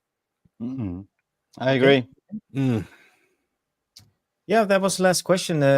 Personally, I just want to say when it comes to this Bruno Ugarte thing, I agree with Pig when it comes to the deep line playmaker thing. I think I liked him when he played in the pivot, when he dropped down, received the ball. We had Xerxes dropping down from the 10. We actually had something working for us, but it only lasted 2 or 3 games, and then Amorim changed it up again. So I'm not sure if he ideally wants Bruno there, but, if we can do that, yes, offensively, but defensively it's going to be difficult with Bruno playing in the double pivot. So is it impossible for us to not right? Look, this sounds crazy, but is it impossible for us to play like a false 9? Because if you've got 2, I know it's not in the Amorim system, it's not really gonna work. But if you've got, like, say, Bruno in the middle, and you have Mbeumo and Cunha, and Bruno's picking up the ball, and then he's playing on these nice little through balls down the wings, and it sounds like it that could also work, So I think there's a lot of different positions Bruno can play for us throughout the season. He can play the 10, obviously. He can play the 8, and even if you needed him to, he could play a false 9 or something crazy, which I don't really think they're going to do, but he could. Yeah. But that comes down to, again, like, to the mind map that I put here. Like, if we get all these dynamic players in, Bruno can go back to Bruno playing not deep, but roam free, like as a 8 shadow striker kind of thing. Like, we'll be scoring shitloads of goals. Like, if you look at Gyökeres, if he comes in, definitely is going to score 30, 25 goals, right? You add the goals from Cunha, from Mbeumo, from Bruno, from Ahmad. We're looking at minimum 70 goals. And if you get someone to replace Onana, you're stopping conceding about 70 goals as well, aren't you? Maybe clean sheets. Yeah. Yeah. Oh dear. Yeah. Oh dear. Somebody better call Onana's wife to go to Tesco's and buy Omo washing powder. Husband, keep a clean sheet. Oh dear. Was it the last question? Yeah, that was the last question. There's other questions, but I think we will have to wrap up the Q&A because of time. But thank you, everybody, for the questions. Madhouse, Whereas Hive, History Bluff, Catherine McDade, Non-Nonsense McDade, Hadeen Thomas, Mark Langridge, United XS. Thank you for all the questions. I couldn't, unfortunately, read all of them, but there will be another time and another chance on the next show. And this has been the Flying Amorims, and guys, you've been amazing. This is the leaderboard of this is the leaderboard of engagements, basically. Number 1, what do we have here? I can read it out loud. It's Ash Jenkins. Number 2 was Jamie Wayne. Number 3, Peter. And number 3, Teramisa Sue Ramo on 5th. Vincent Bullock on 6th. Frankie GGMU 7th. And Ask2825 on 8th. Welsh Girl on 9th, and Sadek Rahman on number 10, guys. Brilliant. Thank you so much for contributing. The more the merrier. This has been Flying Mick Ruby. This has been Flying Pig. This has been Flying Jarvis Cocker and Flying Andy Tate, or whatever you can call him. Anyway, guys, I owe you, Andy, a truckload of Transformers. Pig, I'll never see him. I'll never see him. You know what I mean? You'll never send them over from the KO shops over there. I've started ordering loads. When you find Timo and AliExpress, man, my mind and my world's opened up now. You know what I mean? My collection will expand. Yeah. You can never have so many. You can never have too many Optimus Primes. No, that's what we need at Man United right now. To be fair, we need someone who can transform. Yeah. We need courage. We need strength, and we need we need leadership. Yeah, definitely. I'm just so proud to get this stream going. We've been talking about it for the past year, Joe. And listen, guys, if you really enjoy the show, leave your comments. And if you want us to come back, we would do another Flying Amorim. So let's keep this going. Depends on how it goes. Yeah, thank you so much for having me on, guys. It has been a long time coming, and it's great to meet you, Andy, as well. Never spoken to you before. Great chat. I've watched you. And also, I've watched you as well, mate. I'd love to do the impression, but I don't want to embarrass myself. So, don't care, mate. I really don't care. Because on my channel I do occasionally, if somebody mentions you, I'll go, he got the job on a technicality of a legend who recommended you. You are nothing. You are a fool, and you're a waste of time. Good night. it's all love though. I love it. I absolutely love it. Angry Ginger's taken over from me now. You know, Angry Ginger's the man. If he sees this, you know where I am, Ginge. Come and find me. Quality. Legends. And yourself, Mick, as well. It's been a long time coming. Thanks for having me on. Yeah, thank you. And Jarvis, of course. Anytime. Legends. Yes. Anytime you need us on your channel, let us know as well. More definitely, yeah. We'd love to get all of you guys on my channel sometime for a similar show. That'd be boss. Yeah, brilliant. definitely. We'll sort it out. Yeah. Wicked. Jarvis, any last words? No, well, tomorrow night, Tactical Devils, we will do a show 9 p.m. Hopefully, we will get Graham Bailey on. We are trying to. He said yes, but come some issues up, so we will see. Maybe he will be on tomorrow night. Your ladies came back from 1-0 down against the Swiss tonight, didn't they? Then they did. I think they won. 2-1 Norway. And they missed the penalty as well. Yeah. Bit controversial. The other way, 30 seconds later, Switzerland were awarded a penalty. It went to VAR, and they said it was offside in the build-up. But how can it be offside? They used all the computer lines, so very controversial.